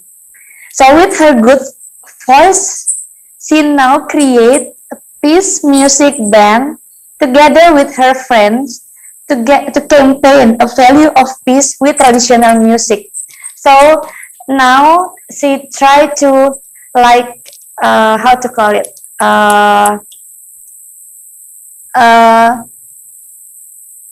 restructure music from modern music to traditional music, because she thinks that using traditional music we can recreate a better way of life, and we can promote our traditional wisdom to the global levels and to spread peace.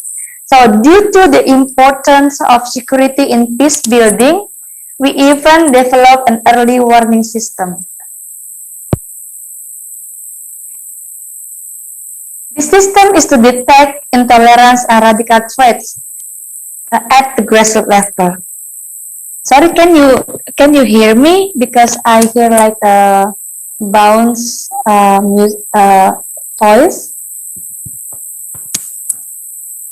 Yes, sister, we can hear you. Okay, thank you. And we also built a women's center, which named Peace Working Space. This peace working space consists 4 elements: educations like economic and peace building, reporting system, system response, and community dialogue. The peace working space must involve these 4 groups representatives: women's and youth groups, village governments, public and religious figures, and community policings. Next slide, please.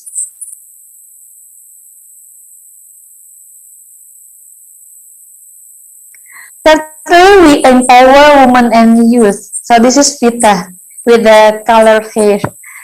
We involve them to actively participate in communal decision making and developing peace narrative. We even give space for them to express themselves so they can boost their dignity. Like for example, the youth from the Peace Village, they actively voluntarily during the pandemic situations. Uh, and and I would like to tell one story. We create a fashion show competitions.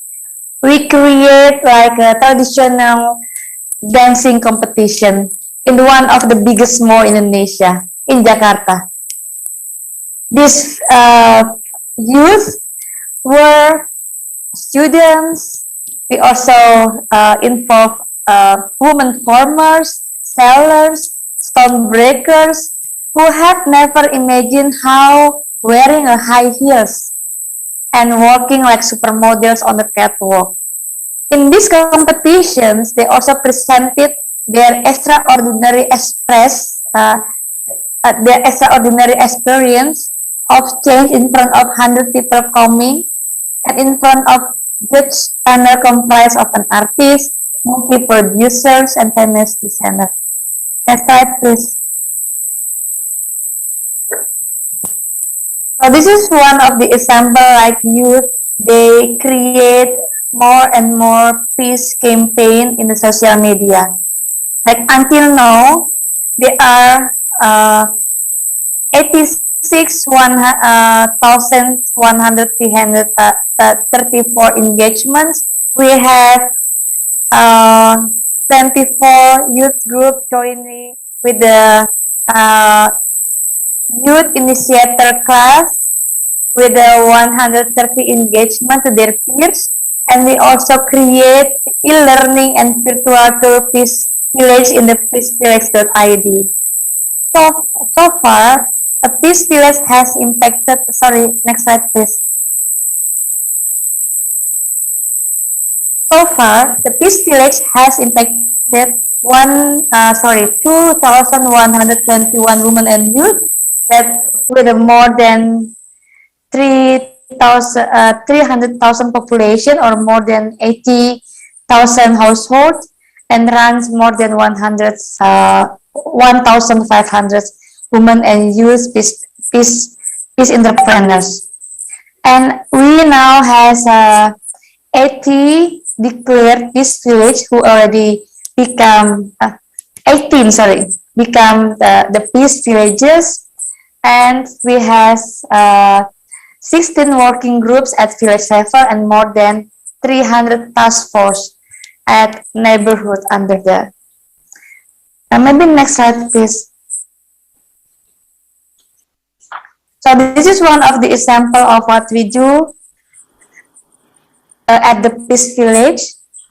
Next slide, because I already have one. Yeah, you've got one minute left.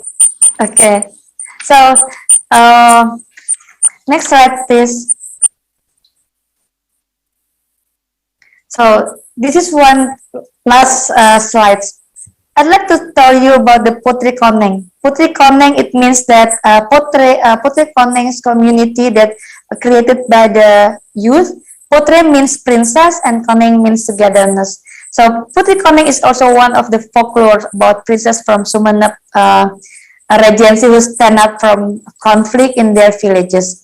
She stopped violence by singing a song in the hills, and when her song heard by people who got conflict, and then the conflict is stopped.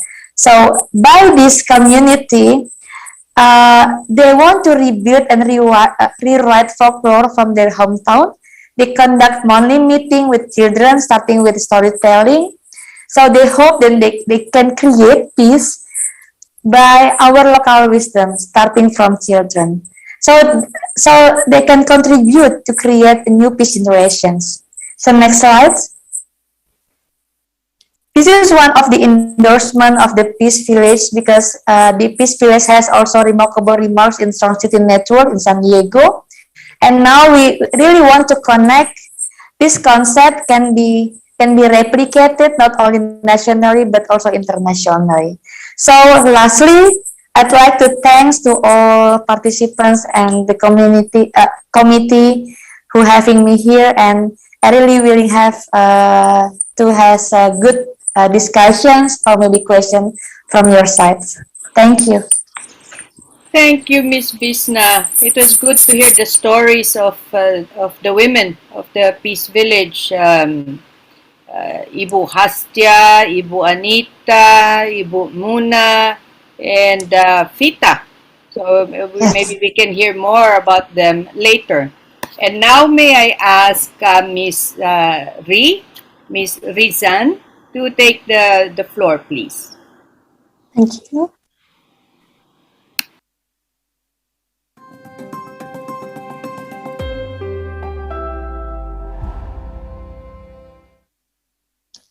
Good evening. I'm Rui from Pastor Project, and thank you for giving me this opportunity to include this session.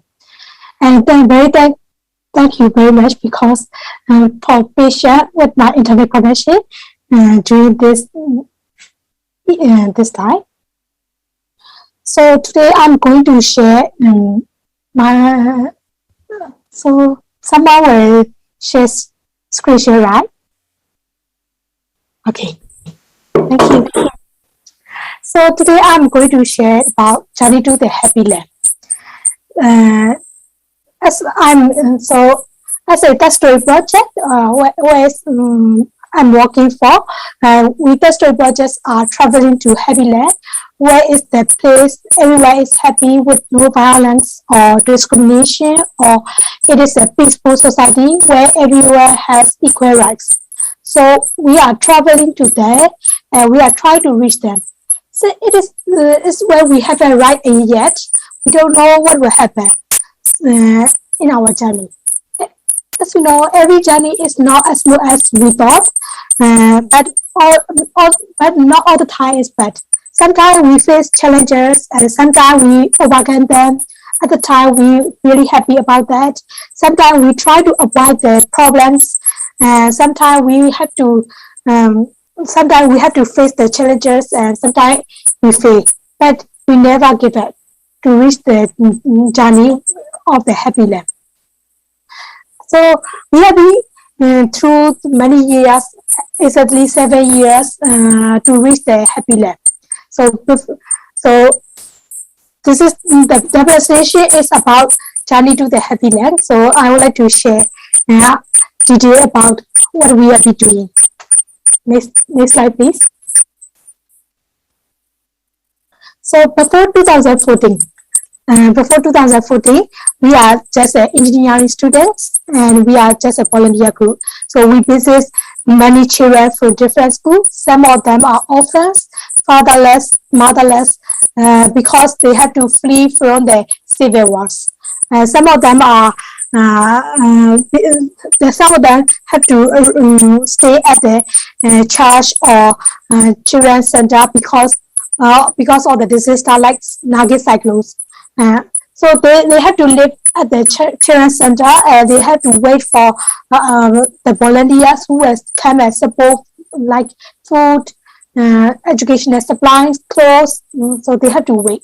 So we visit mentally, and when I saw that, I just remind of my childhood life. When I was really, really young, I like to read the storybooks, but it is very difficult to get the storybooks. So, and I have seen a lot of children can play a lot, but some of them doesn't want to play because they have some disabled things. So I would like to give some pleasure or reading as I was enjoying in my child life. So we try to set a small library so children can read some books. Later, we realized that we didn't have a proper storybook for children. There's no active storybooks. Most of storybooks are translated from other countries. But we were just an engineering student, and we don't know how to write a story, how to create a story. So we just let it happen, and we only bought some storybooks and donate them. But we had a great chance to meet a storyteller.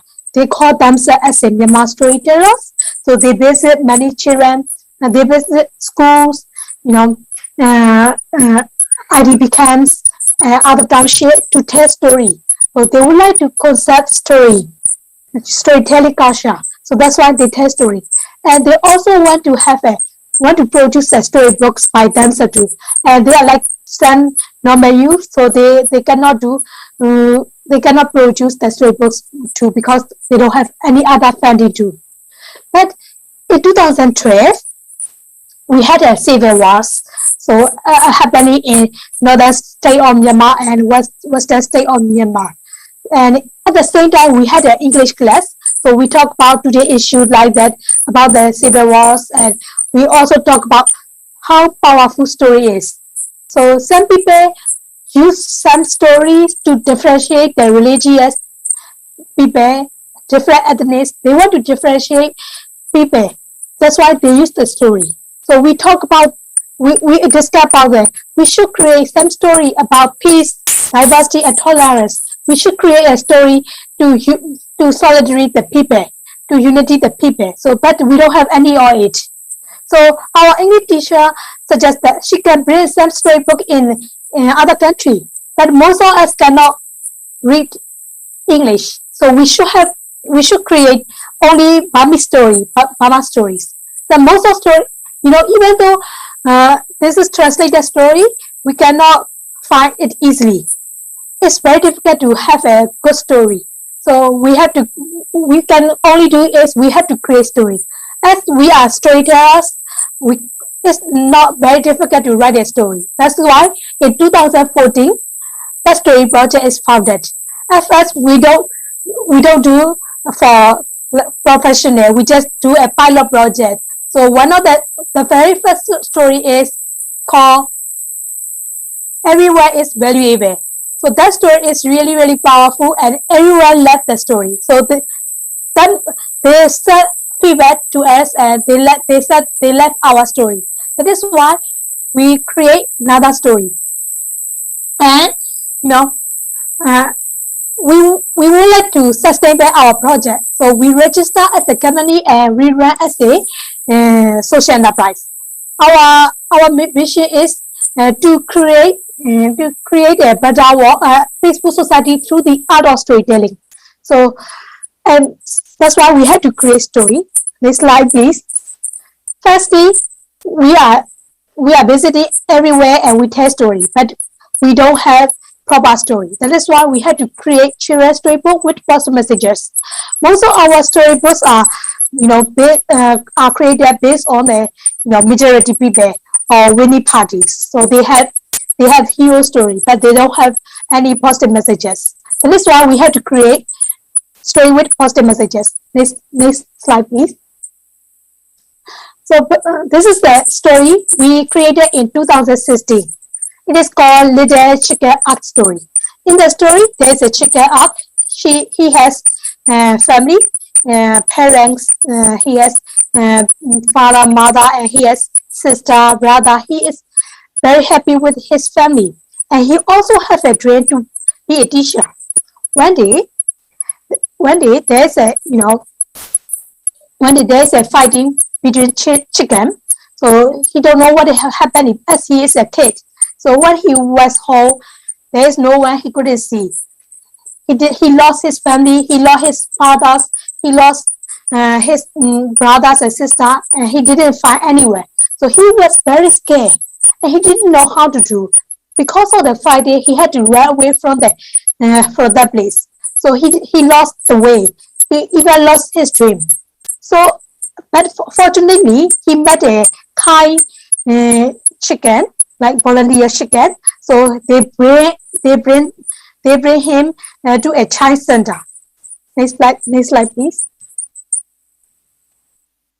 So in the child center, so the volunteer help them. They cure his injury, and they feed them. They even tell story. They can play with other children like him. He can play with other children like him, and he painting. But even though he lived in the child center, he was very sad because he missed his family. Luckily, because of the volunteer, they helped them to find his parents. So in the story, he met his family in the end of the story, and he became a teacher after he grew up, and he teach chicken he teaches not to fight each other. So this is the story. But in the reality, there are a lot of children cannot meet their parents or families. So at the back of the storybooks, we had a question, and we talk. We talk at the based on the readers. So some children just only answer the question. Some children are a little bit understand what is happening here, and they can discuss, they can do dialogue, so they can communicate each other. So this is one of our storybooks. So we can do a lot of activities.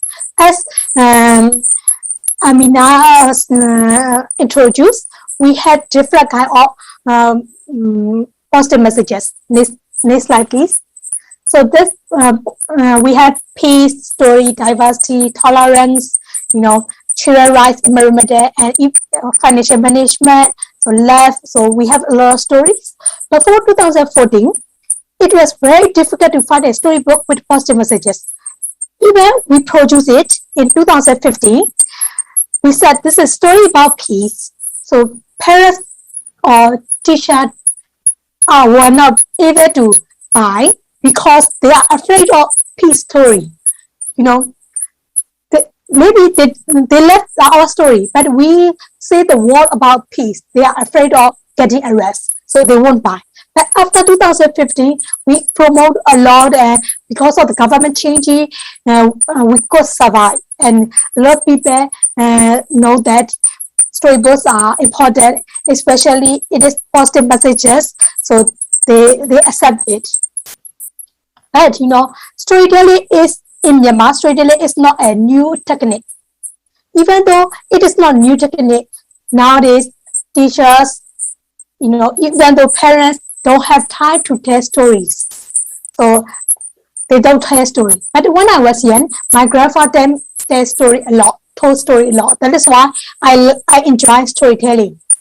So but other country, when I visited there, I have seen a lot of parents tell story like a bedtime story. But in our country, there is no bedtime story because they are very busy.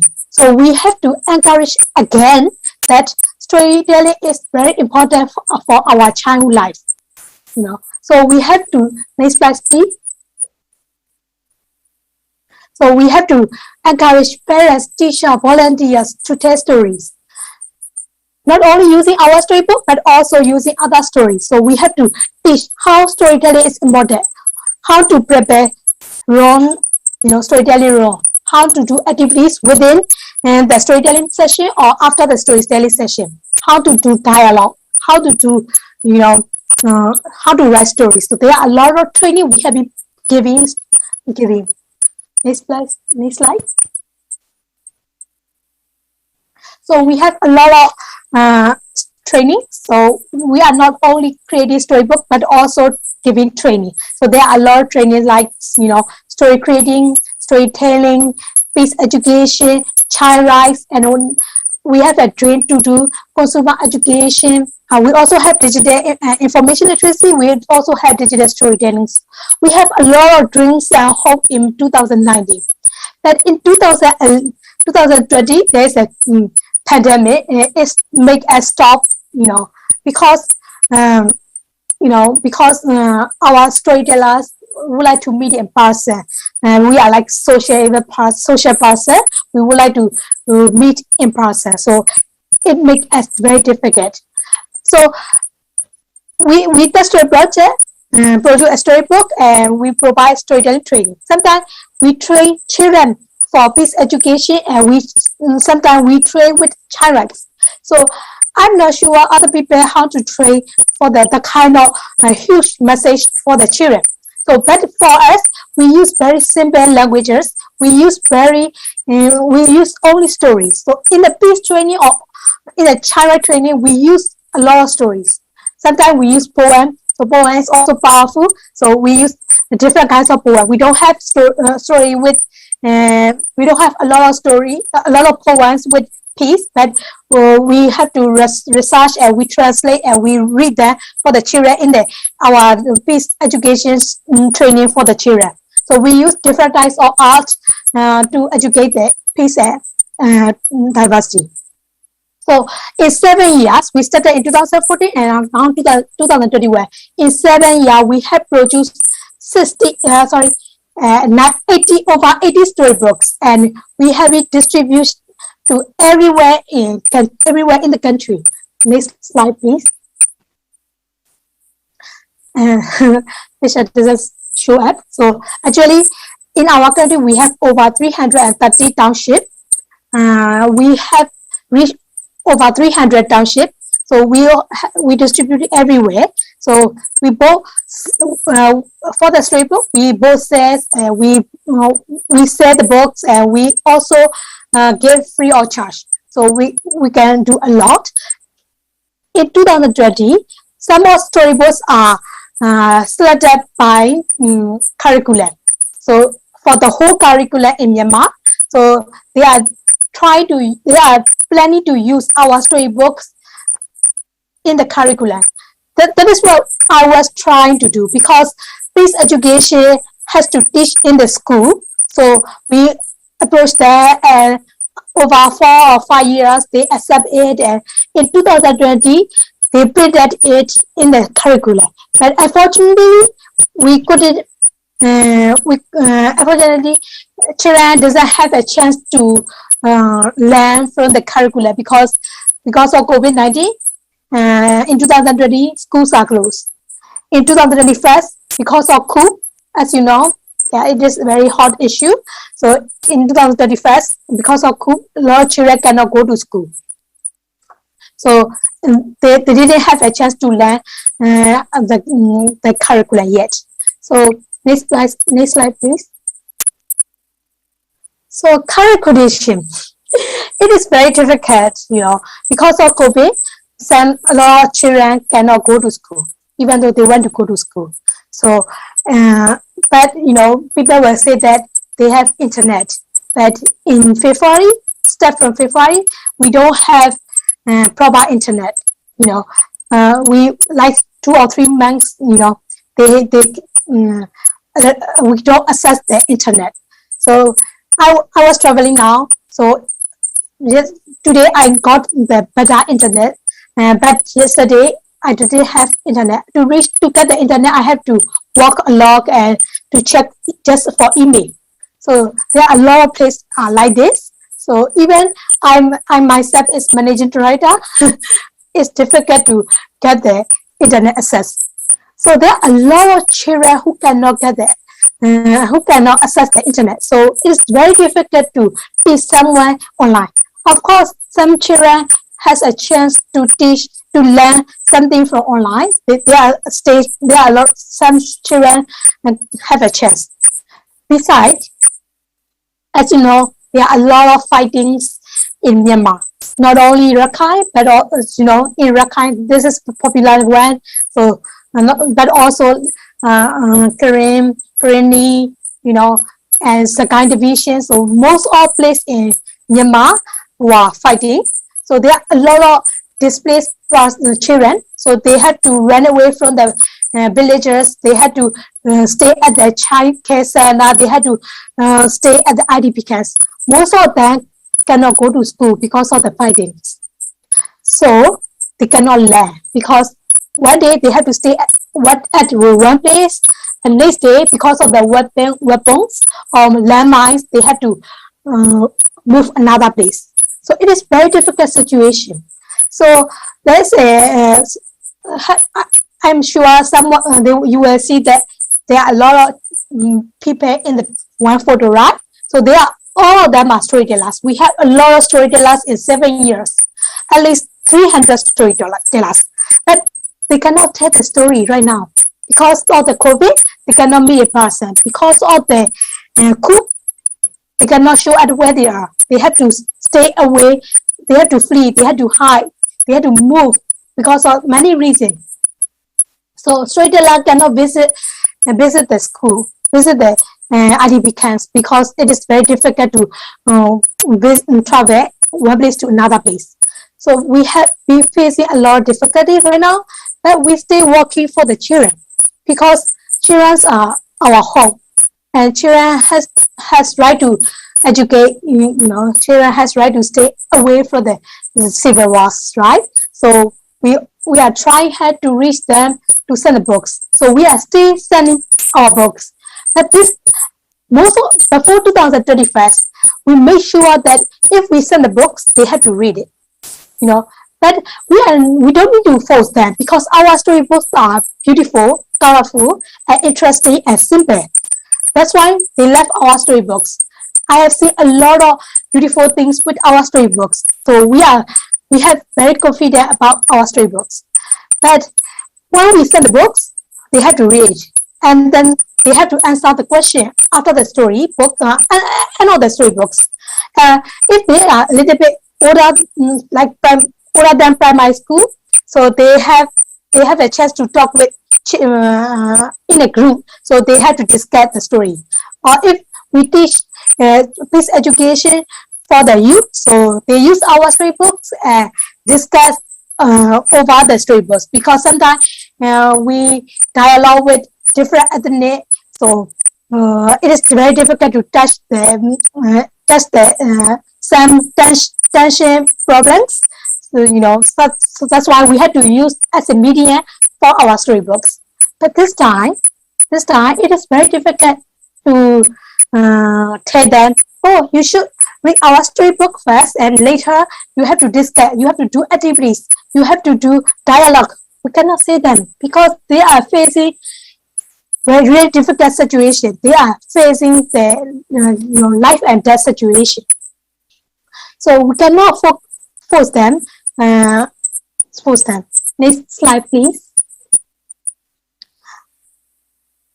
So now we still sending our storybooks. First of all, we don't expect a lot to change the world. This is only for they read our storybooks, or someone tell the storybook, someone read the storybook for the children. Firstly, they will be happy, and if they cannot read, they learn to they use our storybooks to learn to read. And if they read properly, they enjoy reading. If they have chance to do activities, they can do activities. So even they have better place like IDP camps, that is away from the civil wars, they can do dialogue session. So if we can do dialogue session, if we have some time interval for facing a lot of traumas, we have some time for enjoy. They can be happy. We can cure them with the storybook. Their pains. This is what we have been facing. So I'm sure that everyone know that art is very important for peace and diversity. And storytelling is also one of the best weapons for the peace and diversity. Thank you for having me. And if you have any question, you can ask me later. Thank you. Thank you very much, Risan. Those chicken eggs look so cute. I don't think I ever want to boil an egg again. I will have them. I'll be very guilty thinking about your storybook. So, ladies and gentlemen, if you have questions, do please put them in the chat box. But first, we have three different angles here. Makara Nom has given us the broad overview, looking at what ASEAN is trying to do to develop a culture of peace. He's talked about the importance of education, and that is a theme that has also been picked up by Miss Bisna and the work that she does with the Peace Village, and of course by Ri with her storybooks. I will start and ask the question to the three of you. If you had the chance to have all of the policymakers of ASEAN in one room and you had the power to convince them, what would be your advice for ASEAN to really build a community where all of the ASEAN citizens feel that we are one people, although with diverse ethnicities, different creeds, different faiths. Given your experience, what would be the one thing you think ASEAN should do to effect a true ASEAN community that's built on a culture of peace? Let's start with Makara Nom, especially with your background in Cambodia. Makara? Yep, thank you very much for your questions.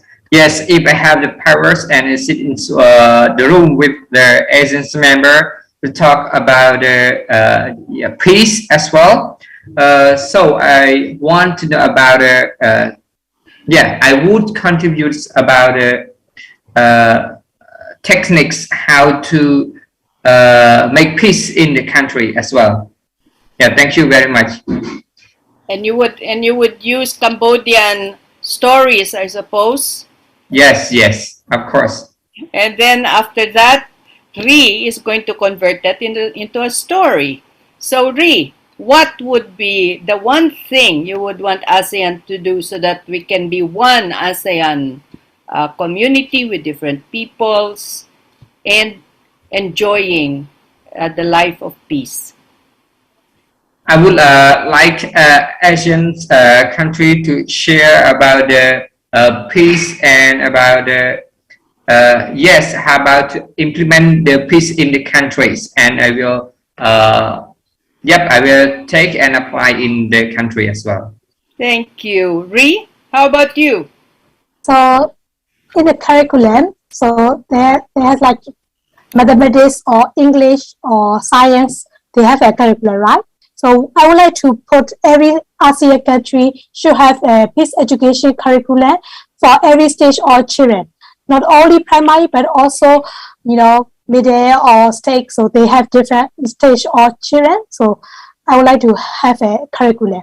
Yeah, that's a really good notion. And if I may share, in the Philippines, our Department of Education and our Commission on Higher Education and has been, I guess, tasked to inculcate a culture of peace within the school, among the students and among the professors. Now let's go to Miss Visna. What would be your one program so that you can help Vita and Ibu Hastya and Miss Anita? Yeah, I'm sorry for the prayer calling because my home is very nearby. Yeah, if I can sit together with the policymaker in the one room, I think one of the advice is about exchange culture program between country, that this program become priority curriculum in the senior high school, because I think that if we can exchange culture program, we have one similar tradition and culture between us, because we are in Asian country. This is about togetherness and mutual cooperations. So I think Indonesia could learn from Malaysia, for example, from Myanmar or from Cambodia in the senior high school levels. So this is one of my advice. Thank you. Oh, that's a really interesting idea. Earlier when Makara was talking about the broad, the bigger picture of ASEAN, and how you and all of us we understand that ASEAN's priority would be stability and security. So economic progress, political stability, and of course human security.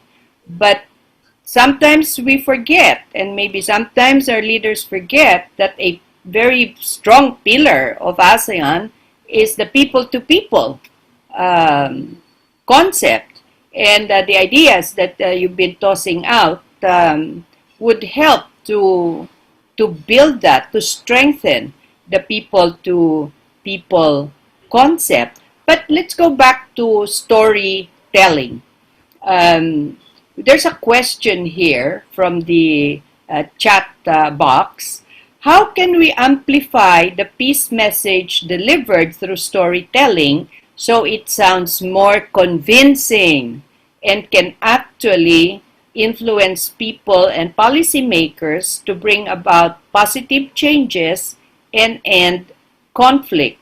Makara, what do you think? Yes, I think storytelling plays very important roles in the peace building as well, because the person who conduct the story telling can tell the truth stories to the children or to the people, and consist with the theme of peace after that. And after finish telling the stories, they can ask the children or the listeners about the theme, or what is the theme of this storytelling.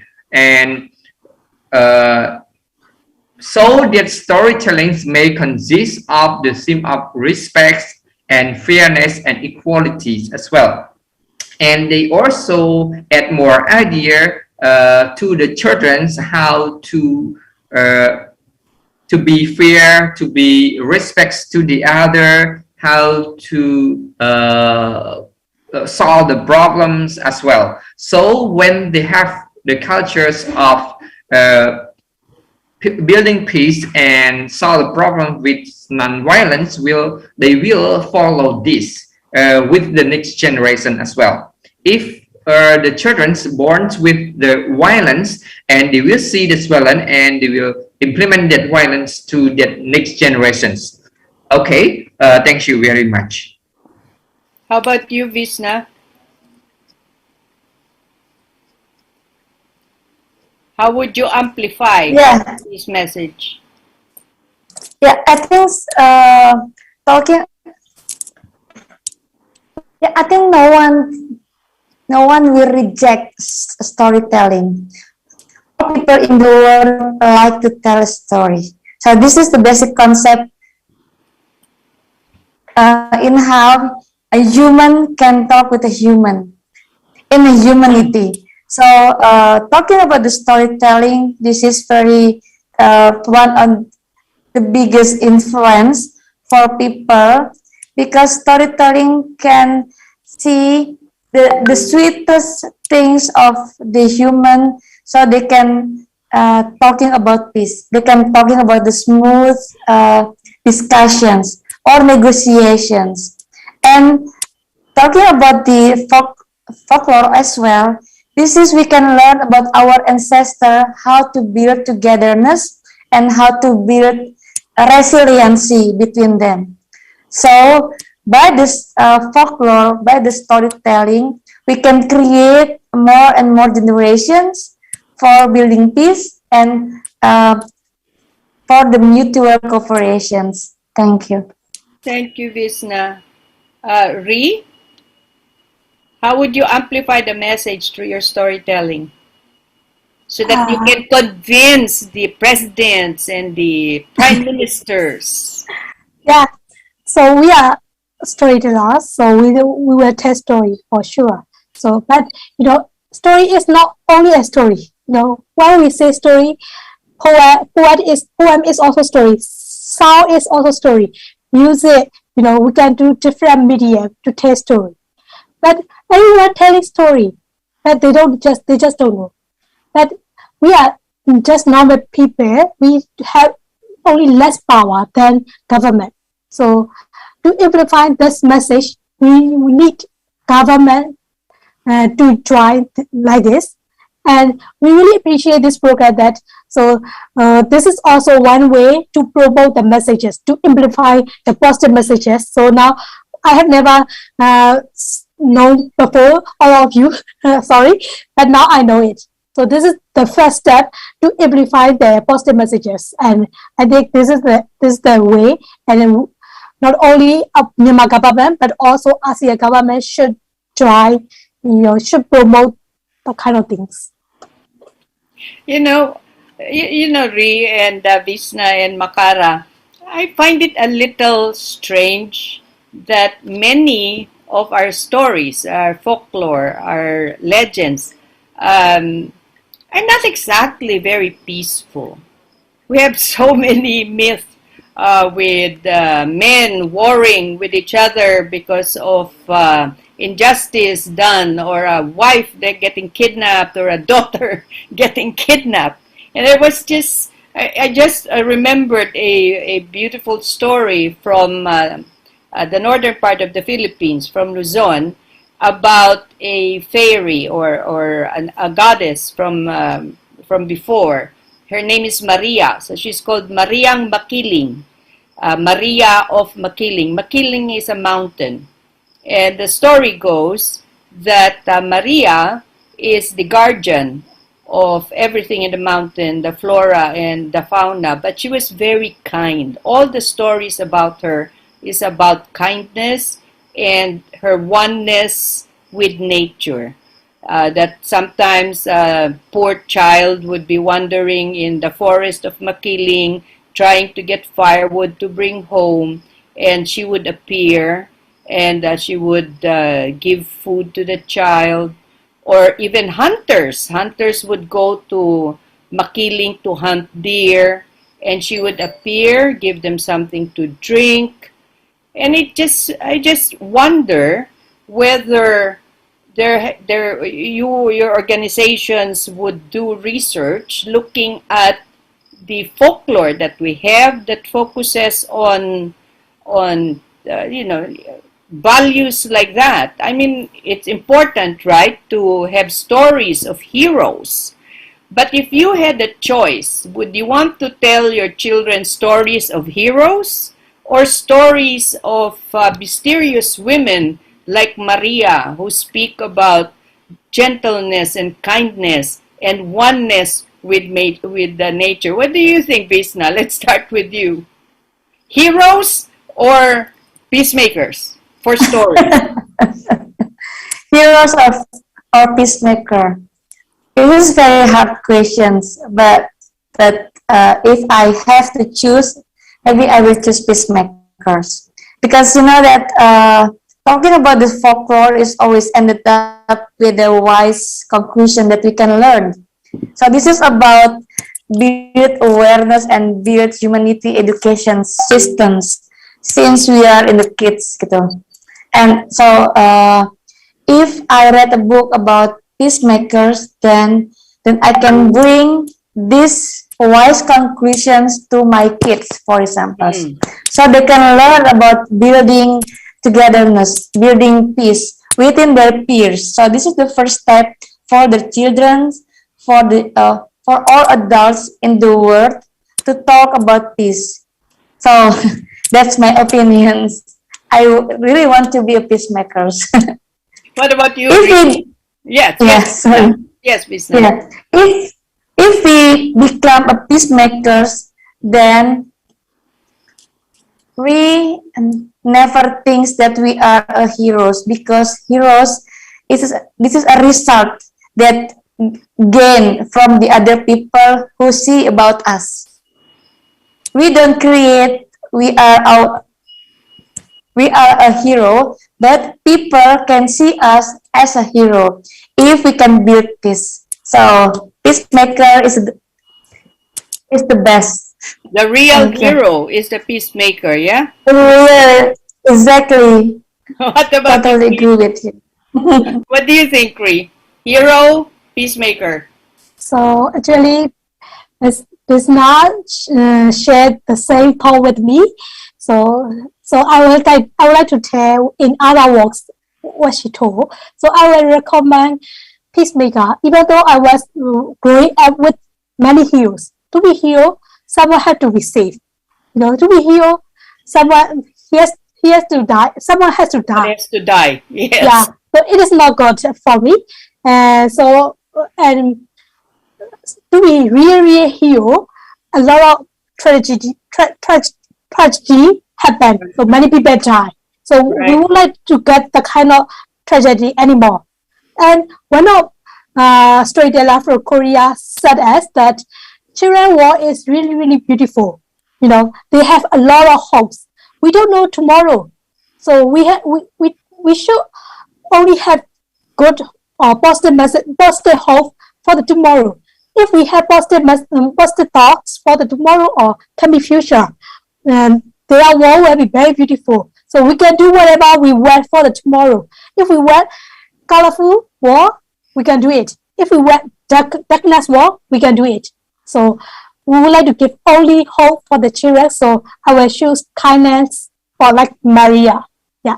That's right, like Maria. Yeah, the true hero is the peace builder. How about Mokara? What do you think?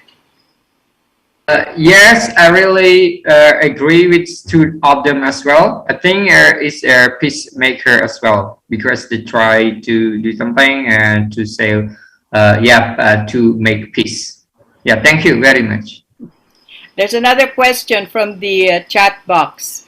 Do you think digitalization of books and or publications bring more of progress or challenges to the art of storytelling? What do you think of audiobooks?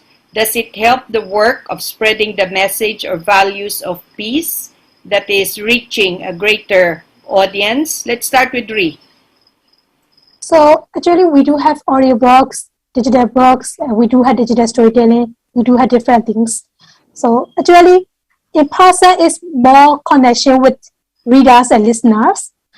We love that. But you know, this is different, this is modern war. Sometimes we cannot meet in person. This is for sure.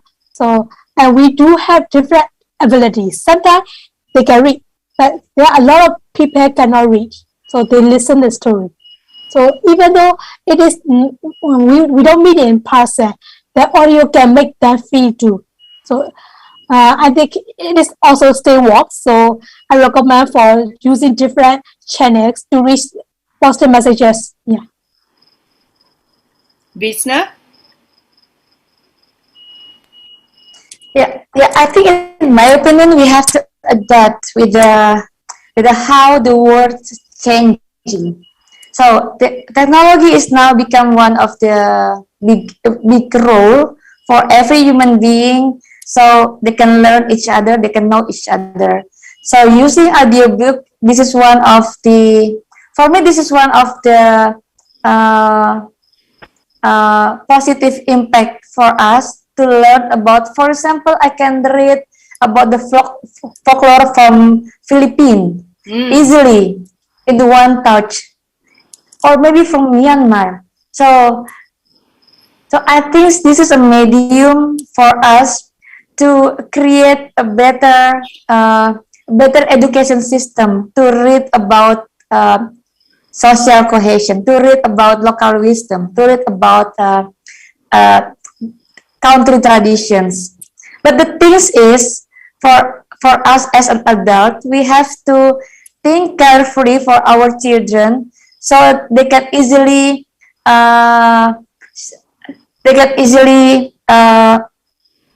pick the best story for us.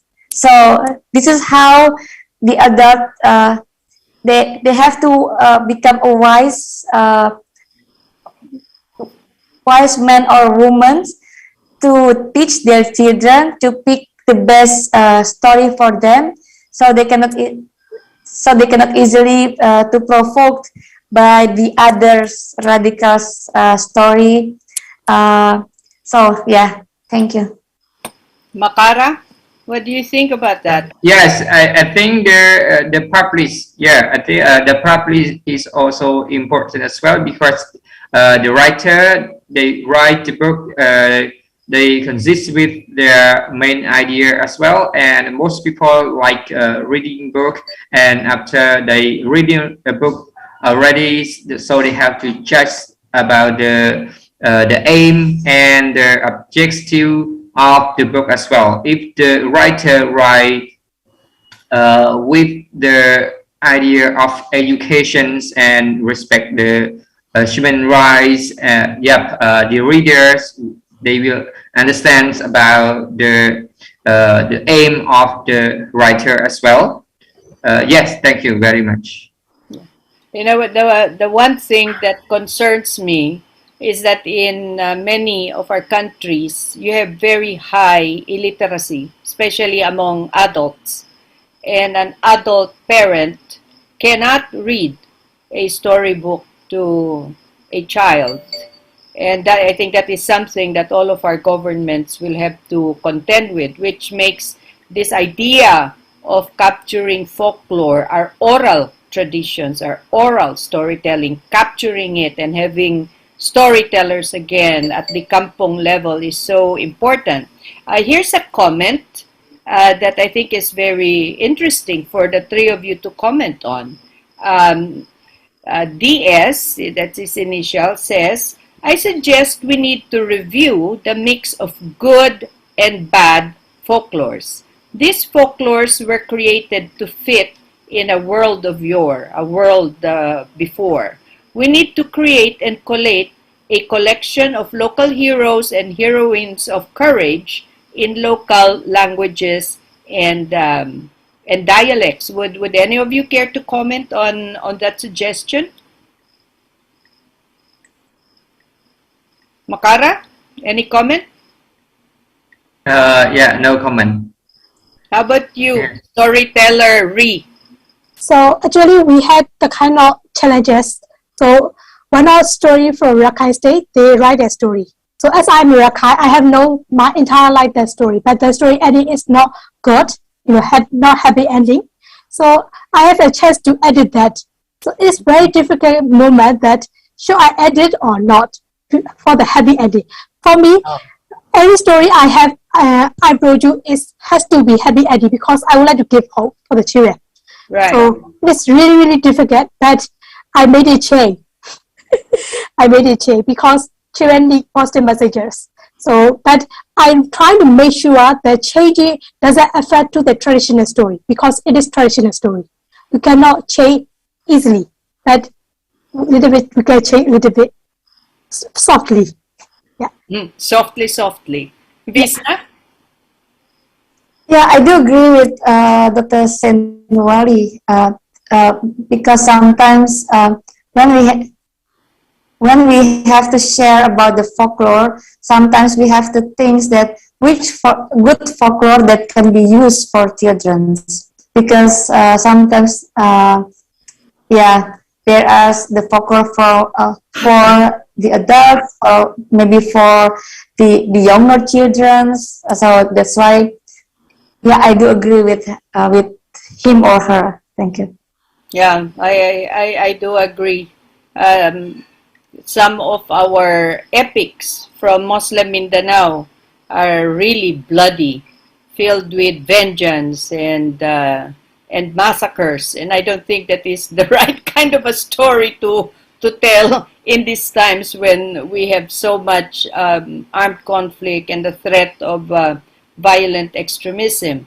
We have a question here from KB. Do you think low literacy can negatively impact peace storytelling? If so, how can this be overcome? Makara, you were talking about the broader area of education policy. What do you think about this? Yes, the lower literacies also impacts as well because if they have low educated, so they have low knowledge about how to educate their children and other people, and they don't know how to control their fear or ego as well. So this is they don't have enough knowledge to educate their children how to solve the problem, how to live with peace as well. So in the one society, there are a lot of people with high educated is full of peace as well.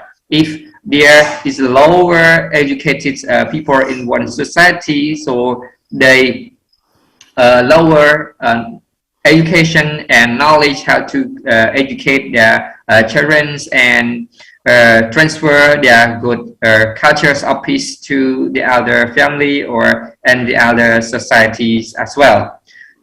So in that society, in order to have amounts of people that with peace, so have to the government have to create a training program and educate all people with low literacies as well, and they can read the book and they have knowledge with that peace they will transfer to their children and the people and the family as well. Yeah, thank you very much. How about you, Bisna? I think how to overcome lower literacy is about we as a civil society organization, we have to build like literacy program for an adult who has never get a better educations, because I think that protecting our children must start from an adult around them. So this is the first thing. The second thing, we can use technology, for example, like audiobook or radio technology, to spread about peace narrative. And the third thing is about how we can advocate media company to not easily provoke or spread low equality media literation. So this is the things that sometimes media can easily provoke or spread bad news. So this is not good for our people. So and the last thing is about how civil society and governments can work together to think about creating a better literacy program or creating a better literacy practical class to every society, so they can learn and teach each other. This is about how to build peace narration at local levels. Thank you. And Ree? Low literacy is something I really worry for, because 2020 and 21st, 2 years, a lot of children cannot learn properly. So in some year, it will be really high for the low literacy rate. So, but let's forget these 2 years. But before that, we have produced storybook with different ethnic languages, because everyone cannot read Burmese.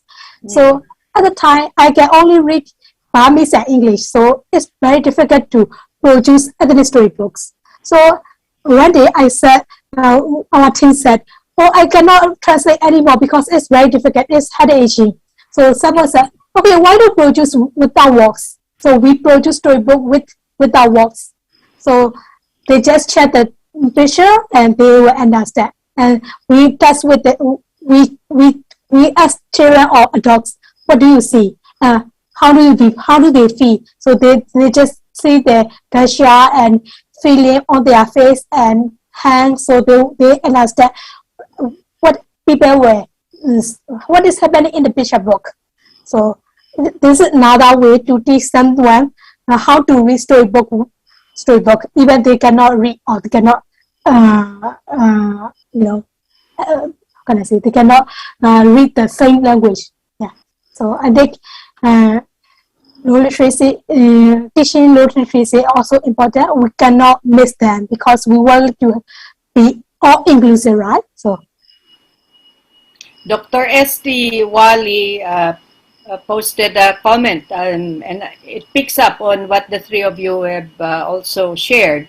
He says, we can handle low literacy through medium of radio, FM radio, private TV networks, with a program for children and young girls. We have less than 5 minutes to our Q&A session, and I'm going to give the floor to each of you, give each of you a minute each, and tell us what your message would be to all of the young people all over ASEAN. What is your message to them? How do they become part of this culture of peace, and how would they use folklore to develop a culture of peace? Let's start with Ri. So promoting kasha, learning about other kasha, not only kasha but also stories, music, their history is really, really important.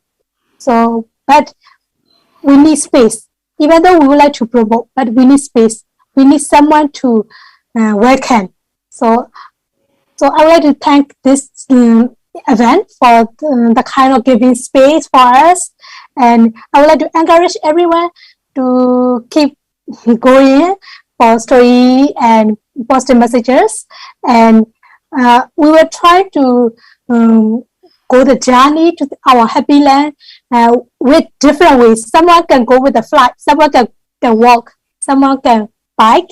So we will try our own way, and I believe that we will reach our happy land. Thank you. Thank you, Ri. Visna, what is your message for our listeners? Yeah. I think as one of the citizens from Indonesia, maybe we can be a good citizen who is critically spread the narrative circulating in the public. We need to work together to create a good and peaceful narrative, that this narrative not necessarily spreads the blasphemy for others or creating the hatred narratives. So that's why I think, as a human being, maybe we can work together for our better generations, because now we have a good technology, so we can get a good communication. But the thing is, be a critical citizens to always create a peace narrative. And the last thing, I really would like to thanks to ASEAN IPR who having me here, and maybe we can have the other discussions, and really nice to meet you all. Thank you. Thank you, Visna. Now, if you notice, I left Makara to the end because he's a very brave man, the only man in this panel of wonderful women storytellers. So, Makara, our brave gentleman, what is your message?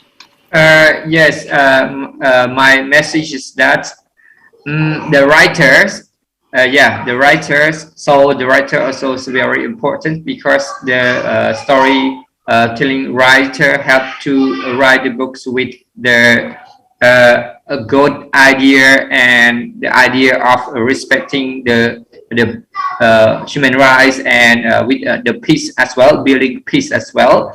So the writer is very important person. So, the reader, they can read. They love to read as well. So when they read, get the right book, and they will be a right person as well. And the reading is depends on different level of people as well. Some people love reading, or adult love reading, and kids like to listen, or and the old people all also love to listen as well. So we have to divide into different media as well. For the children, have to create the storytellings with the good theme to educate them, and adult or older people also, they love to listen to the monk, or to the powerful persons that telling the peace as well. Like in Cambodia, is the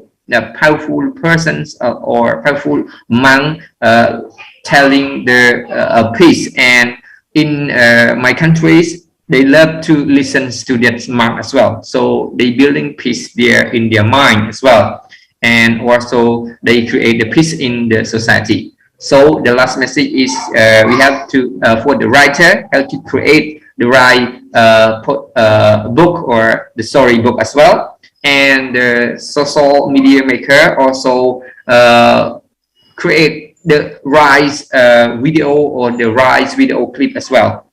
Yep, thank you very much. Thank you so much, Makara. Well said. So I'd like to express my appreciation for the three of you, Visna, Ree, and Makara, for sharing your experiences. You know, I always think that the key to winning peace is never starting a war in the first place.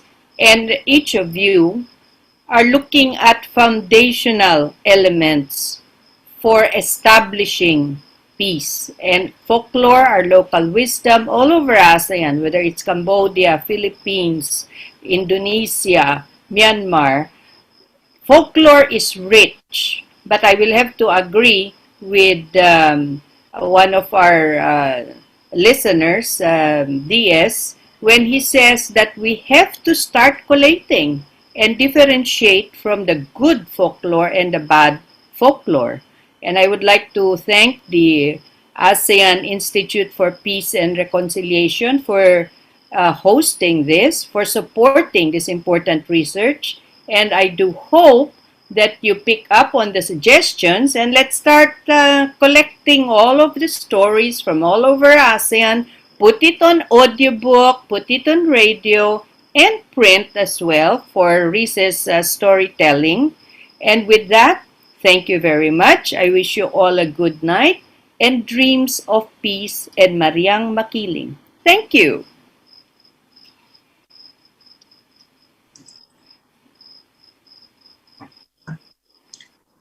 Thank you, Madam Amina.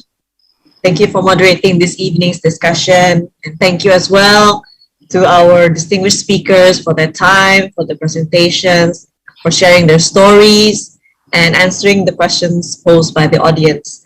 While listening to all the presentations from the speakers, I was thinking as well on the stories that I liked from from the time when I was younger.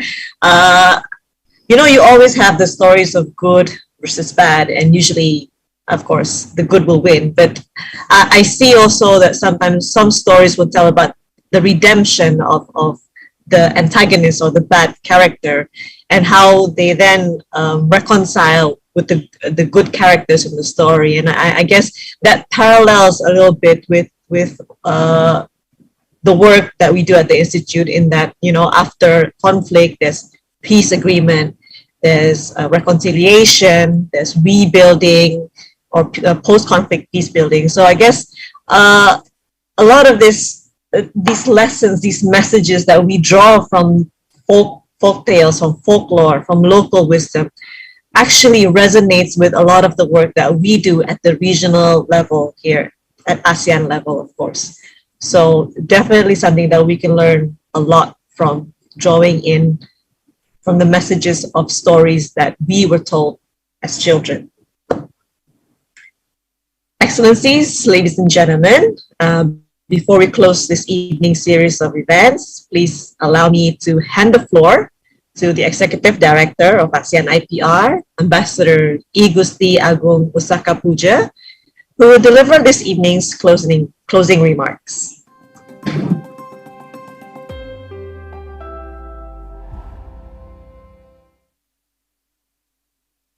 Thank you, Kartika. Thank you, everybody.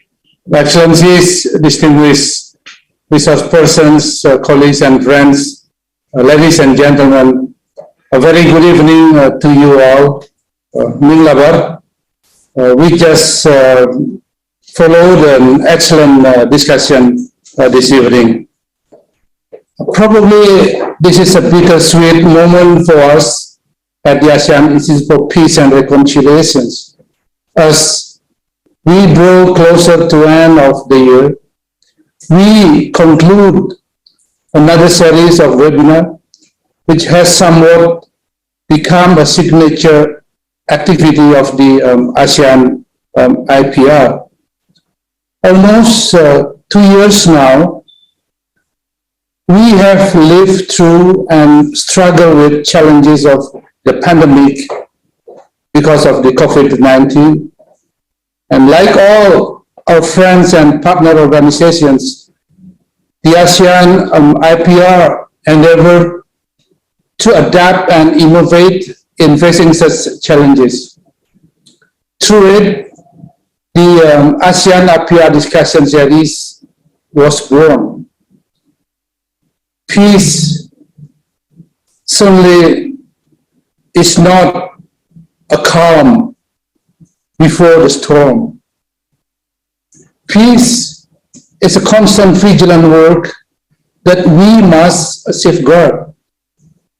It is not something we should take for granted, but for there would be no prosperity and happiness of the people without positive peace, as Johan Galtung observes. Against such a background, dear friends, the ASEAN IPR continues its work in studying, collecting, propagating values and messages of peace, both from within ASEAN and from outside the region. Thus, ASEAN IPR discussion series was created in 2020 to continue the discourse on peace in line with our motto, forging and fostering peace. The discussion series was also crafted to gather experts and discuss current trends related to peace processes coming from various like-minded institutions as the ASEAN IPR. This year, with the guidance from the ASEAN IPR Governing Council and Advisory Board, and the generous support of the embassies of Finland and Ireland in Jakarta, we have continued such endeavor.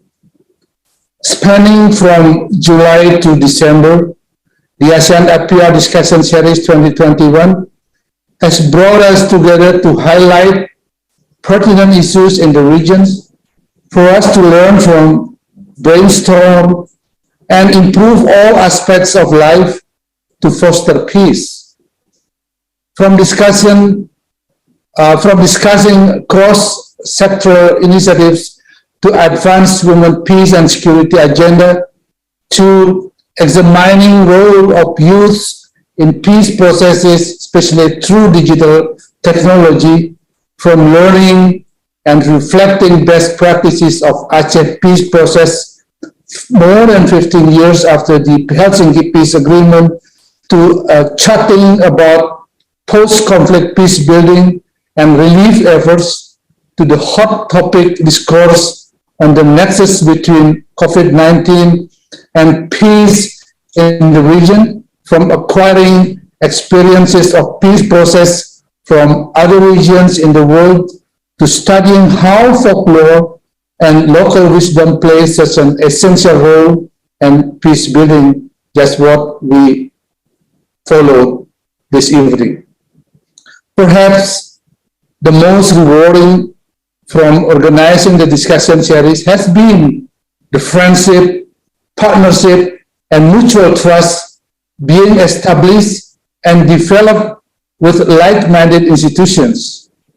In that regard, it's my distinct pleasure to convey our highest appreciation to the ASEAN Secretariat, ASEAN Foundations, AHA Center, ASEAN Intergovernmental Commissions on Human Rights, ASEAN Committee on Women, ASEAN Commission on the Promotion and Protection of the Rights of Women and Children, ASEAN Senior Officials Meeting on Youth, ASEAN Senior Officials Meeting on Culture and Arts, Southeast Asian Network of Peace Negotiators and Mediators, ASEAN Youth Organization, CMI Marti Artisari Peace Foundations, Center for Humanitarian Dialogue, CSIS Indonesia, RSIS Singapore, the Wahid Institute, Third Story Project, Finn Church Aid, Christian Aid Ireland, UNDPPA, Organization of American States, the African Union, OSCE, and ICRC.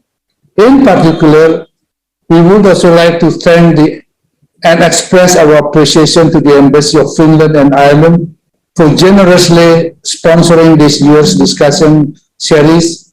We would also like to thank all the speakers, resource persons, and moderators for taking time to share us your first-hand experiences as well as expertise.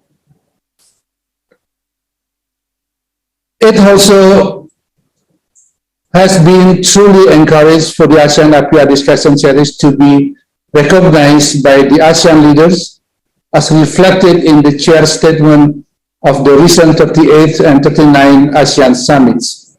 We have covered quite a vast array of topics this year, and yet we know there are so much more to be learned from.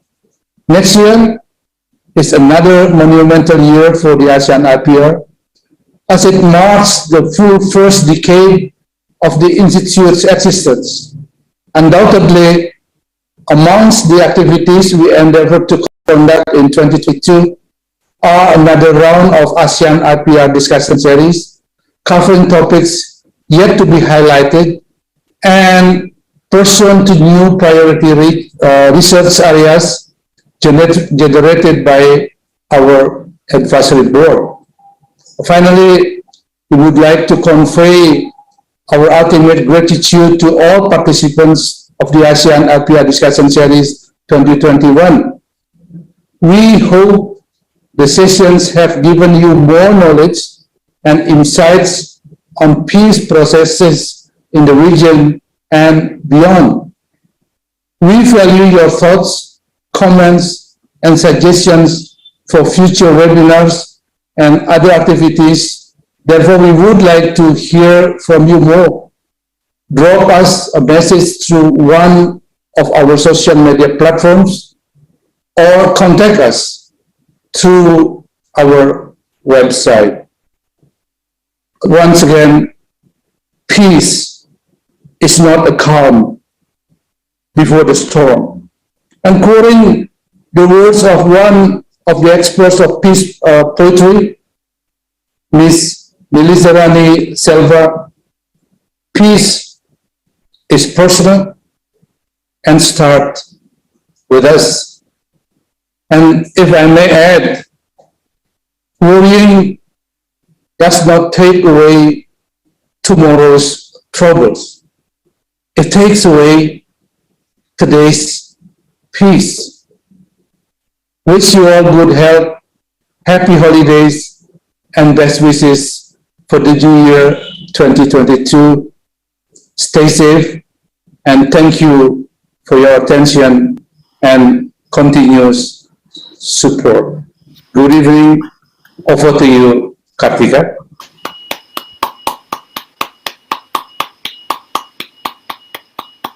Thank you, Idi Puja. Excellencies, ladies and gentlemen, we conclude this evening's back-to-back events of the ASEAN Peace Poetry Night and the ASEAN IPR Discussion Series 2021. As expressed by Idi Puja, we would like to give our sincere appreciation to all attendees in Zoom and viewers on YouTube who have joined us from the beginning of this evening's event until the end of the discussion series. Let us conclude by wishing you a good rest of the year, and we look forward to welcoming you to the next ASEAN IPR event next year. Please stay safe and healthy. Thank you and good evening.